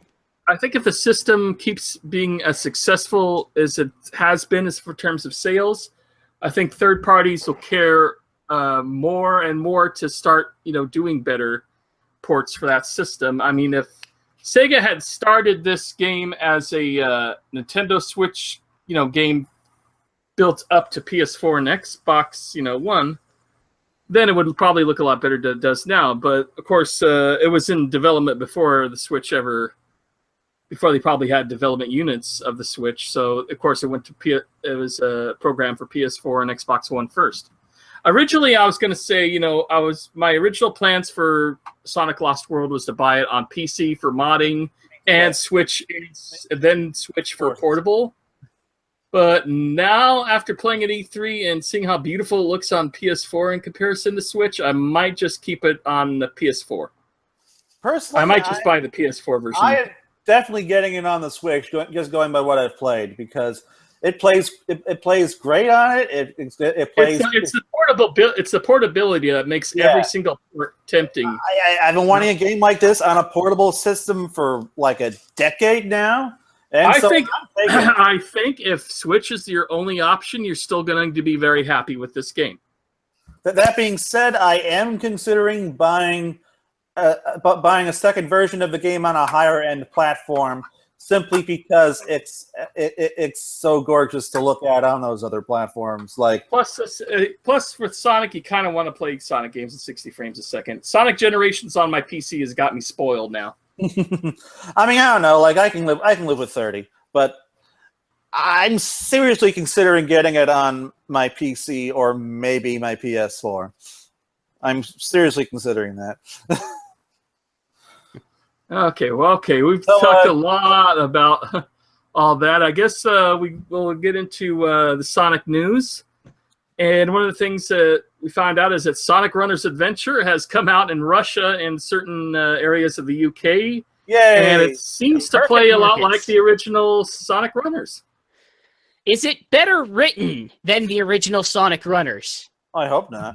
Because the original Sonic Runners had the best story, by which I mean it had no story, but it had a lot of dialogue. Yep. But nothing happened. But I hear this is one you could play offline finally. Yay! Which, thank God for that. It is Gameloft, and they're usually somewhat sensitive to that. And you can play a free-to-play mode with microtransactions, or for I think $4 or $5, you can actually just buy the full game without having to do anything. That's cool. I really appreciate that. I am probably gonna buy that game. Yeah, just buy it. Screw the microtransactions and ads and everything. Do you think that that might have been maybe a response to how the first original runners didn't meet their expectations? Yeah, I mean, I would imagine so. The first runners had solid gameplay and ideas to it. It was all the microtransactions, all the having to stay online, that really ruined that game for me and really made me hate it. Yeah, and and of course when they decided to stop supporting the game, well, I can't play it anymore. That's a huge pain in the ass. Well, okay, a minor pain in the ass. I didn't care that much, but still. But I am definitely looking more forward to this one because I like the gameplay. I guess didn't like all the typical mobile crap associated with it. Right. Now, GX, how close have you been following Sonic Runners Adventure? You guys have talked about it, and I listened to you, and then I asked a question. All right. So, have we talked about it in the previous podcast? I forget. No, because it was just came out. It just came out, and basically, there's video of it out there, and it looks like it plays exactly like Sonic Runners. That's not entirely accurate though, because there are some significant changes, including level changes. Like there are now three kinds of levels. There were before. Really, there were. Yeah, you had the Sonic type of style levels that were just like sort of a green hilly style. You had Tails levels, which I think looked like ruins or something, and then you had Knuckles levels, which kind of looked like. I'm not referring to character themed levels. I'm referring to actual level design. I know, but that also changed the motifs as well. Oh, Yeah, okay. this particular one, you could play either endless or get your character to a goal, and then that's the end of the level. All right, There's finite and infinite, and I don't know what else there is. Now, there's given also I played some of the later era stuff of Sonic Runners. Maybe you stopped earlier than I did. I did not get nearly as far as you of that, I'm sure, because I wasn't really that into it. So I only got through I don't know, the first few levels, maybe 7 or 8. I liked it. I thought it was all right. I think It was fun, but once you were able to get some good items to help you. Unfortunately, I also got into the habit of, well, I guess I'm going to watch Arnold Schwarzenegger plug this war game again so that I can beat this other person and get extra rings in the daily competition or something, which I'm not thrilled about, but I did it, and I still had fun with it. There is now an inaccurate Sonic Stadium article out there, because I treated those level types like they were new. So now a couple of weeks ago, First Four Figures announced their 25th anniversary statue, and my God, is it expensive? Yes, I was about to say that. it is expensive, but it is gorgeous. And is this the classic? Is this the classic Sonic one? Yeah, the one where there's a signpost and there's the figure 8 running. Oh, yeah. I want that so much, but it's so gosh darn expensive. And they're saying that if this doesn't sell well, we're not making any more. It's like, dude, it's so expensive. How can you make this the big decision maker? I mean, that's what First Four does, though. I mean, they design these gorgeous statuettes of different licensed things, and they sell them for an extraordinarily premium price to. Yeah. I mean, they're worth collectors, and that's kind of their business model. I mean, you could complain, but I mean, that's what they've done for decades. I'm not exactly complaining per se, but it's just I do think it's a bit of a shame that this super expensive one is the one that the whole line hinges on now. Well, I think they made some bad decisions on who exactly they. There was absolutely no reason for them to make a silver statue. Yeah. I don't hate silver as much as, well, that's not fair. I actually kind of do hate silver, but you don't do silver. You don't. Nobody cares about silver, and the ones that do probably aren't going to pay several $100 to have a silver statue. In fairness, I have 2 statues from them, but they are freaking Ryo Hazuki and Vice from Skies of Arcadia. These are some great premium characters from some great premium games. So not only they're that, worth it. Those are niche in such a way that the people who care about those probably do $300 care about them. Yeah, I would be willing to pay more for this stuff, and I mean, I forget how much I spent on these things. I'm pretty sure they weren't as expensive as this 25th anniversary statue, but they were still well over 100. I mean, hey, if you have a chance, just go online and look at it and appreciate it that way because it's gorgeous. If you have plenty of excess income, by all means, support people do that. But I mean, it looks good. If you are good at managing your money, they do have payment plans where you can pay for it in affordable installment over the course of 7 months. Do they seriously? Yeah. Oh my gosh, you didn't know that? I'm so sorry. I feel real bad. I just don't. This is where commercialism ends. This is where commercialism goes to die. I mean, I think the 7-month one was $39, I believe. And I take it back. This is what you do. You go to Good Smiles website, and you get and you pre-order the dang Ooh La La Figma, and that's how you do it. That's making the right choice in life. Yeah, Ooh La La is objectively better. That said, if First Four Figures made a Jet Set Radio beat. I thought they did that. Don't tell me that. I'm pretty sure they did. Do not tell me that. I think I was like, I was looking at buying it, but I think they maybe sold out, which would be good for you. I don't know. I'll send you a link if they have it. Don't you send me a link. I'm saving up for a 3D printer. Do not dare send me a link to that. Oh God, now I have to. In any case, so I might be tempted to make this my birthday present with the monthly installments, maybe. But beyond that, I do hope that this thing sells well enough that we can get another Knuckles statue. Because I didn't buy their first one. I didn't buy any of their stuff because they're friggin' $400, $500 a statue. I can't afford that stuff. But all right, so now it's like, of course, looks nice. I'm never gonna buy one, but it looks nice. And of course, there's also the launch of Sega Forever. There sure was. Which, DX has an opinion on that. I don't have as much of an opinion as you think I do. I just think everything around it just Green Hill Zone Act 1. Here's another 30-second ad to watch. I just think everything surrounding it sounds really ill-conceived and really, really stupid. What? I mean, the only thing I've played from them was what was the Sonic the Hedgehog 1 thing, which I guess isn't really being emulated through Unity because it plays pretty well. But from as I understand it, the emulation for the other games is pretty bad. Christian Whitehead. Yeah, I mean, if they redid that one in the Unity, they're freaking idiots. Like that, those are good custom-made ports that they never ported onto any other system for whatever reason. I mean, they play great on my NVIDIA Shield.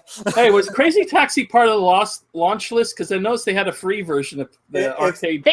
Here's the thing, though. Yeah. There is a Crazy Taxi clicker game. That's the stupidest thing. I know. I saw that. Yeah. I don't know if that's what you're seeing. I also know that they've also... Here's one of the big issues I have with this. I mean, I didn't mind the other Crazy Taxi mobile game. I thought that was okay. I kind of enjoyed that one. But a clicker, a football manager, basically, Crazy Taxi? What the hell are they thinking? So here's one of the big things I have with this push. It's that a lot of these games are already on mobile. Yeah. And they're just now rebranding them? Like, what? What surprised the hell out of me was that Sega Forever wasn't an app. Like, I was expecting an app. If they're going to rebrand this, bring out some new stuff, because it shows in the ad they're going to do SG-1000, they're going to do Master System, Sega Saturn, Saturn and Dreamcast. Hey, bring me my free-to-play Sonic Adventure, you know? I really hope they get their act together before they get to Saturn. Oh my God, that would be horrible on mobile, I think. These are all horrible choices for mobile. Well, here's the thing. Why would you put it on mobile? This is the stupidest thing. It is. It's a stupid idea, but there's rumors they might bring it to Switch. They mentioned something about Switch, but they would maybe bring it to Switch because it's on freaking Unity. But here's the thing. Why would you emulate it on Unity? Unity is a giant, massive cluster of wasted data. I don't know enough about Unity to comment on that, but I do know that if you want to play these Sega Forever games, a great way to do it is to have access to do it on something with a controller, like a NVIDIA Shield console or portable or whatever. Like they sell controllers for like iPads and iPhones and Androids. Like these things do have controller support. I say if they do offer a better alternative, they ought to go to your PC. The Steam sale is on right now. There is nothing that they will put on that Sega Forever thing that isn't already on Steam. Sega Saturn. And nothing from Sega Saturn's on Steam. There's Knights on that. Except for Knights. And you know darn well they're not going to put anything on mobile that isn't just already done. They're not going to adapt something for Saturn onto mobile that they haven't already redone. I am praying to God that you are wrong, because like what you're saying is what I was thinking, but I'm hoping that you are wrong. I want think you're you to be giving wrong. Sega way too much credit for their dumb mobile push. So one of the things I read about it is the biggest problem, aside from the fact that it's on stupid phones, is that and Android consoles. Is that at some point, if I'm understanding the story correctly, they were in talks with RetroArch, which is a well-known emulator on Android systems, which I don't know. Maybe something broke down at that point. I didn't read that far into it, but it kind of sounds like they just slapdash went to Unity, and Unity's a great engine for certain things, but Unity is not really an engine designed to handle a lot of game emulation. It wasn't really built for that. I'm genuinely surprised that they're using Unity, because, like, if this thing can't emulate Genesis games, and how the heck are they going to do Sega Saturn or Dreamcast? Like, especially Sega Saturn. And a representative from Digital Foundry is specifically telling people, don't buy these because they're running at 30, and it's not a very good 30 either. Like, I don't know what it has going for it. Like, this is a bizarre push to I don't know who for nostalgia ? Well, it's I'm upset because there is a good time right now for Sega to kind of relook at what they have to offer in terms of their back catalog. That's what they're doing right now, I think. And, well, obviously that's what it seems like they're trying to do, but if this is the extent that they care, that's really upsetting. I also don't think they should be looking at phones only. There's a PS4 out there, an Xbox One. Even if they're not ready for Switch, I feel like those should have been priorities. I think the reason why Sega Forever is the way it is because this is probably a fairly new initiative for them. Like, they announced it, in April or maybe March? And here's the thing. They wanted to make it a free-to-play. I would be surprised if they had only just come up with this just before they announced it.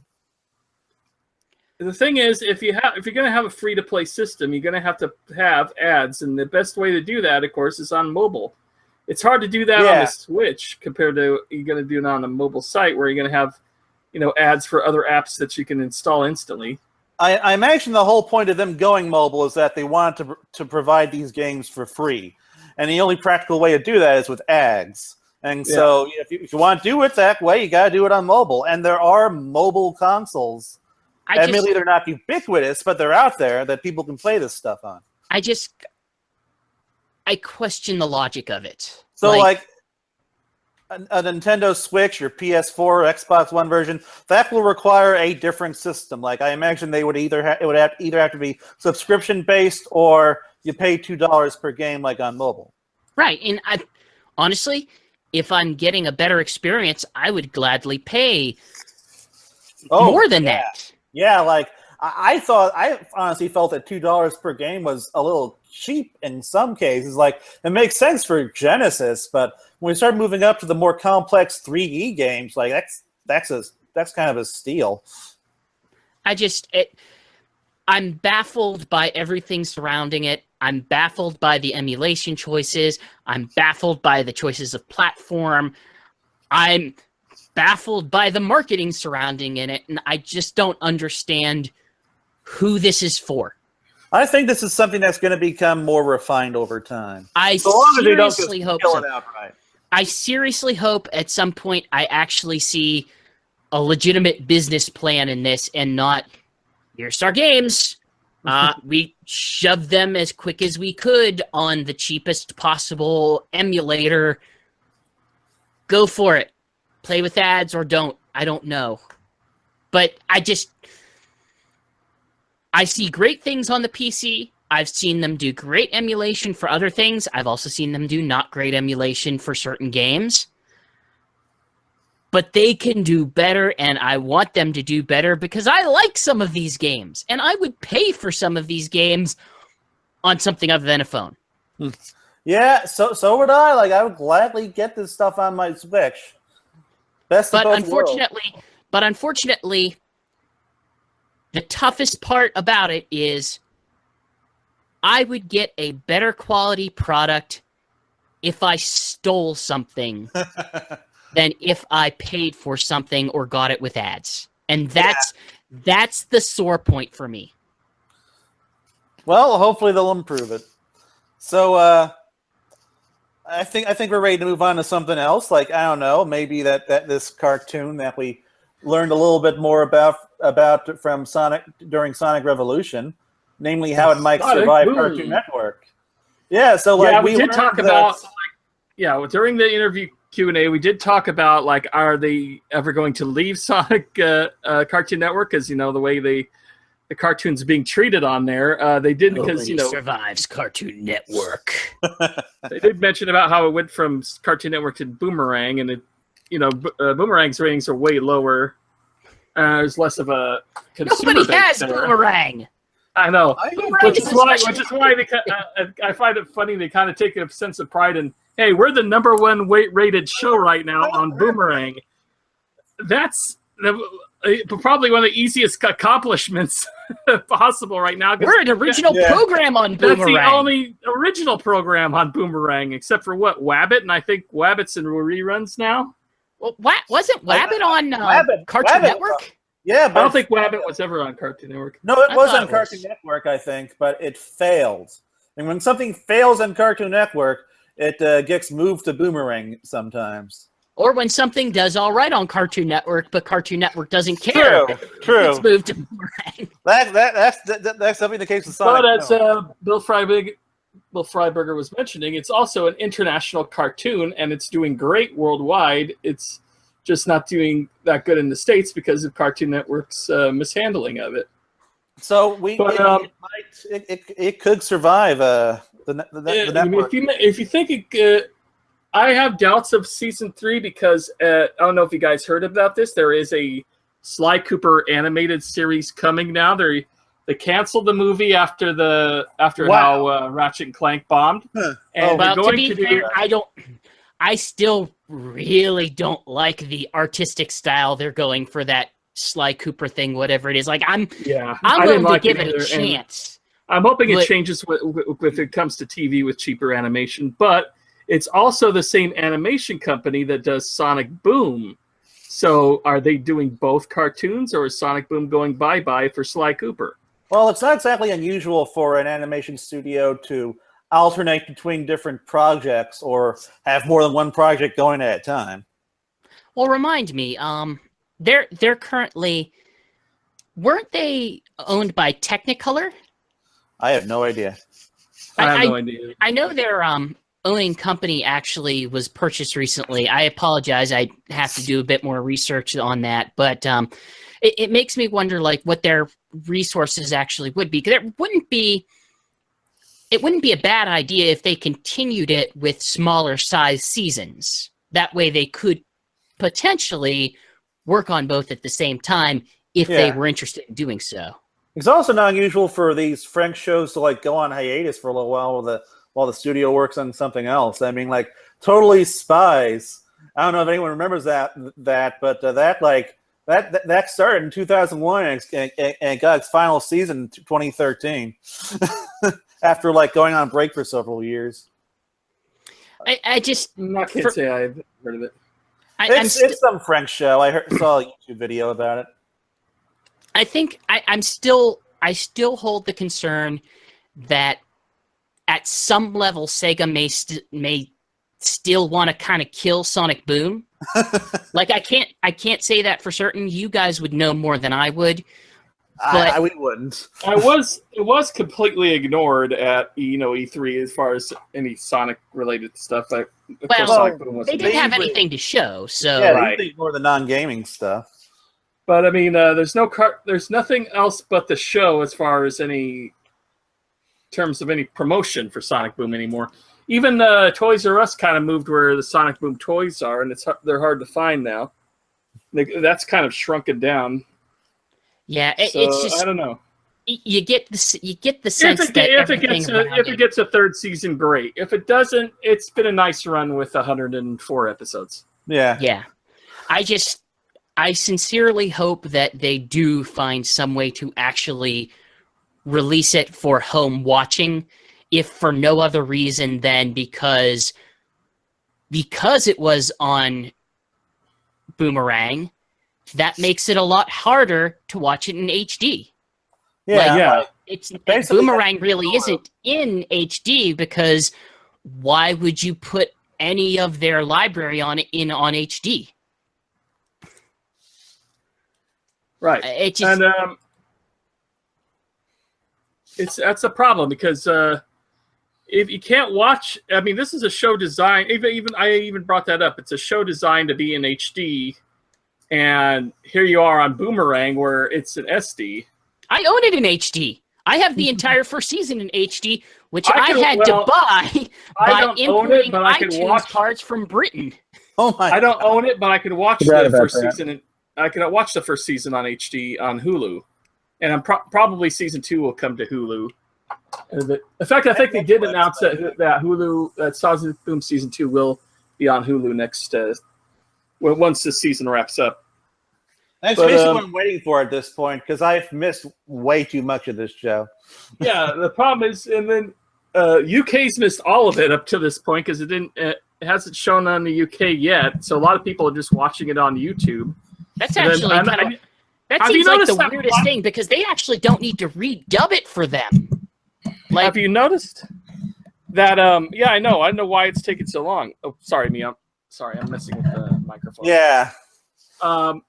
Anyway, have you noticed that Bill and Mike and the others aren't really, talking about, hey, don't go watching this on YouTube now. Watch it only officially on, Cartoon Network or Boomerang. They're not really bringing that up anymore because not even Cartoon Network's website, I don't think, shows any of the new episodes anymore because it's on Boomerang.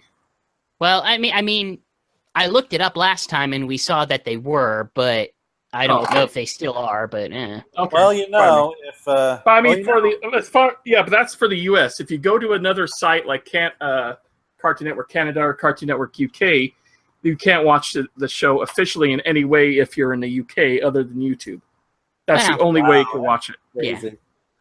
Well, if Sonic Boom does indeed go the way of Sonic, and if the Archie comic really does die, there is one thing outside of the video games that we have to look forward to. Sega Forever. The movie. Yeah. Which comes out, and now it's got official date of 2019. Oh, man, I'm so glad they've delayed our suffering a whole year. I'm so happy. Right. This is going to be so embarrassing when it comes out. I want to believe. I want to believe because we have half an idea that there may be, I don't know, some people who could theoretically be fans involved with it, but it's being directed by the Smurfs director. I mean, I thought it was being directed by the Deadpool director now. Oh, wow. I hope so. I'm looking this up. It's changed. I don't know. Things have been vague on it. It seems like a real cluster. I would feel at least 80% better if they could show me like a screenshot of it and the style looked fine. Me too. I'd be happier if I just heard, you know what, we canceled the project. We're not going to do Sonic. Like, if it were CGI... I want to see a movie. I want to see a Sonic movie. I feel like it has potential. As a series, it's just there are so many factors here that make me real concerned. Like the live action Bix? Like the live action bits. Well, Tim Miller, the director of Deadpool, is an executive producer. That So I he's not don't the director. I don't. What does executive producer mean? It can mean he has lots of control, or it can mean he just gives them money or controls finances. Like it varies by movie, but that doesn't really increase my faith in it at all. You know what? I'm gonna live my life by the rule of Miyamoto. Yeah. If it came out this year and we knew it was coming this year or next year or whatever, delaying it a little bit might help it. So, okay, I've got some good news. The director is now not the Smurfs guy. It is someone from Timothy Miller's Blur studio who's never directed a movie before, called Jeff Fowler. Oh, wait, he did animation research and development on Where the Wild Things Are, so that's nothing. But yeah, so this is an unproven director, which is, as far as I'm concerned, an upgrade over the Smurfs guy. I'll give you that. That's something. That's more than absolutely bare minimum nothing. And he does have some short films to his name. I will say this, at the very least, I don't know how much input that director had on that movie. Specifically in the realm of, he certainly wasn't the writer. He probably didn't dictate a lot of the style. Maybe the directing was fine with it, and everything else, I don't know. Look, it really depends on the director, because, like, when you look at someone like Zack Snyder can be really good if he has the source material. But if the writer is terrible, then Zack Snyder's movie will be terrible. And to that I will say, Watchmen versus Batman versus Superman. Like, Watchmen, I think, is a pretty solid movie. Great source material. Great directing. And then you go to Batman v Superman. Decent directing. Terrible writing. So it's like... But then when you have Michael Bay basically takes over his production. And every single Michael Bay movie is a Michael Bay movie, regardless of who is writing it. I heard what you said, but all that I got out of it was Watchmen versus Batman versus Superman. Oh, okay. I'm sorry. Did I speak too quickly or something? No, that's all I really need to hear, because that's the movie I want to see now. Well, it doesn't exist, but you could just watch Watchmen and Batman v Superman back to back. So, I guess that'd be something. That doesn't sound like the movie I want to see. But yeah. So, like, it depends on the director. So, hopefully, this Sonic movie has a good team behind it. I mean, Blur Studio, like, they did do some stuff on Deadpool. So, crossing my fingers. But I guess we'll see. I do have a little more hope for it now than I did a few minutes ago, though. Let's at least put it this way. With it being delayed instead of being pushed forward to make a specific date, it shows that maybe Sony does care about it enough to do that. Like, I know I'm stretching it here try to find some positive. But if there was a positive to be found, it probably would be that Sony does care about it enough to be willing to delay it. And another thing we can say is that Sony was somehow able to take an awful movie idea and turn it into what looks to be merely a mediocre movie idea with the Emoji Movie. Like, I'm sure it won't be a good movie, but I was expecting a hot dumpster fire. It looks like it may just be a terrible Lego ripoff. I am... my fists right now are just so tensed up. The Emoji Movie exists, Chris. Get over it. I would prefer Patrick Stewart plays the poop. And want me to piss you off more? The Emoji Movie is the reason why Genndy Tartakovsky's Popeye movie got canceled. And God. And now the Popeye movie itself is still being made, but no longer by Genndy Tartakovsky. So it's pushed back. I need my staple gun.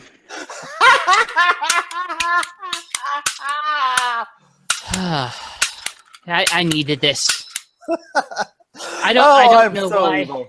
I don't know why the hardware store was willing to sell me this, but I'm so glad they did. They probably shouldn't have. I think they saw the stress in your eyes and just knew that. Okay, that's. I mean, I should be on a list to say no. Oh, and but by I'm the way, so glad that I'm not. One more quick thing. Beat. It does have a first 4-figure thing. Shut up. Close, and it's Shut up. $230. Shut up. Okay, now let me put it another way. I could probably resist that. I might not be able to resist it if Good Smile made a Figma. And I swear to God, if you tell me there's a Figma. I don't follow Figmas, so I wouldn't know. I just know that there's an Ulala one. Oh, that Ulala one looks so good. One last bit of Sonic news that I didn't put on the notes is that if you're a kid and you're a fan of Sonic X and still want to see it and it's off the air, I am true about 2 of those. It's coming back on the air. What? Yeah. Yes. Through a program called Kids Click. So, and it's a programming slot that's going to be on this TV, which is one of your digital antenna shows that just plays over the air. I mean, if on here I got channel 5.1, which is KTLA, and then channel 5.2 is this TV. So it's going to play about 6 in the morning. So if you're a kid, that's actually a pretty good time for kids because if you're a kid getting up, you got to get your breakfast, your bowl of cereal. You can sit down and watch Sonic X before you take your bath and get ready for school and everything.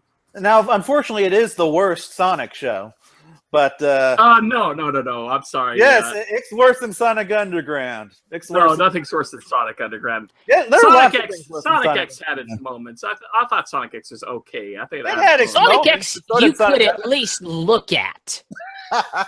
That's true. Sonic Underground, you can't look at whatever the hell that was. Hey, Sleet and Dingo are beautiful. They are beautiful, gorgeous creatures. Someone took the 1980s, compressed it into a ball, and shoved it through the slot of the late 90s. They're the best designed characters ever. I've seen better original Ninja Turtle designs from the 80s show. And I'm talking like side characters, not like your Bebops and Rocksteadies. But anyway, Sonic X does have its moments, but by and large, I do consider it to be a pretty mediocre show.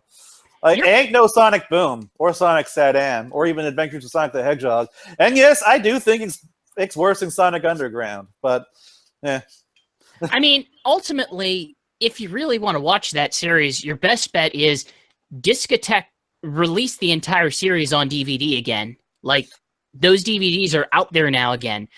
I'm also going to... does it have the Japanese uncensored versions?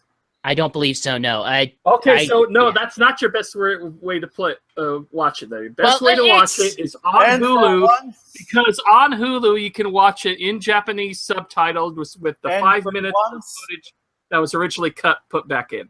And for once, I have to agree with the Weeaboo opinion. It is better in Japanese. Well, yeah, but sure. When you say want to disagree, but you can. But more to the point, I also wanted to use that as a segue to bring up something that my good friend Saber reminded me of, actually linked me to show me that it's coming. There is an official Blu-ray release that will be coming shortly of World War Blue. War Blue. If you do not remember it, I think it might not be World War Blue. It's something like that. But if you don't remember it, it's the medieval interpretation of the console wars, where everyone is kind of medieval fighters of Sega fighting, which apparently which apparently got a dub. Oh my god! It Got did? a dub. This got a dub? Oh, It got wow. a dub. Oh, I need to get this. Is this the one where need to Human get this Tails dies and Human Sonic is wants revenge or whatever? Yes, I don't know. Like, Mario and Luigi are members of the Nintendo Army. I don't. Who knows? I can't believe I this saw an got a episode dub. where Yeah, these There are was all. I remember this is all like and human. Petra Sky was a pervert and telling you how things fit in spaces. I don't. And the guy who was doing like Human Sonic was the main hero, and Nintendo and Mario and Luigi were like some of the main villains or something. I don't. Yeah. They weren't exactly. They weren't exactly. Look like Mario, Luigi, or Sonic. Of course, they were like human avatar representations So, with slightly different names.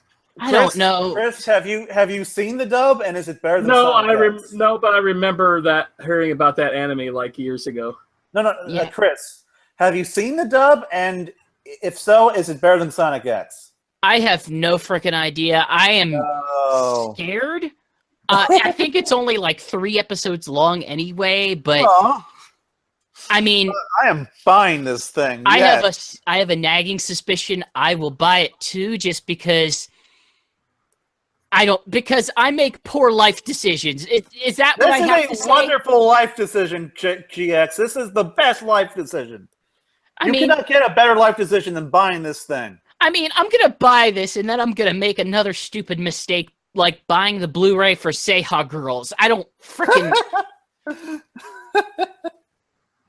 Oh. This is a bad road, but I feel it's important that people know how bad things are going to get around here. It's going to be the next Sonic Talk is going to be like absolutely no energy whatsoever. Did you watch Blue? Did you watch World War Blue? Yeah, Yes, and it was wonderful. I watched it. Are you going to be okay? No. No, I don't. feel wonderful. I'm not going to be. Nothing's okay anymore. Nothing is. Maybe they should cancel Sonic Forever. Maybe RG is a bad idea and was always a bad idea. They have, like, I think all 10 volumes of the World War Blue manga on Amazon. I'm seeing up to 6 right now. They're all on there. You know can get what? 'em. Shut the franchise down. I was always in favor. I was always against people who were saying, yeah, maybe Sonic as a franchise needs to die, but you know what? I can see the argument now. It allowed I'm gonna have this to to buy happen. the manga for this. Oh man, I want this so much now. This sounds like it's something done by some deranged Sega fanboy, and I want it. Okay, I think it's about time we wrap this up because Yeah, it's going on to about 2.5 hours now, and it's like a sauna in my room. I need to open the door so I can get the air conditioning from the living room in here. Yeah. I still need to feed my dog. Yeah. You're very busy, so we'll wrap this up. I mean, I don't have anything else to say. GX. I'm just gonna. If I have anything to plug, it's just going to be the deepest depths of ennui. So Aw. yeah, there we go. What's so bad about depths being on the Wii? No, Or what's so good ennui, about the that? French term. I know. Oh. I know what ennui is. I'm screwing with you. You're Although doing I a kinda very bad failed. job.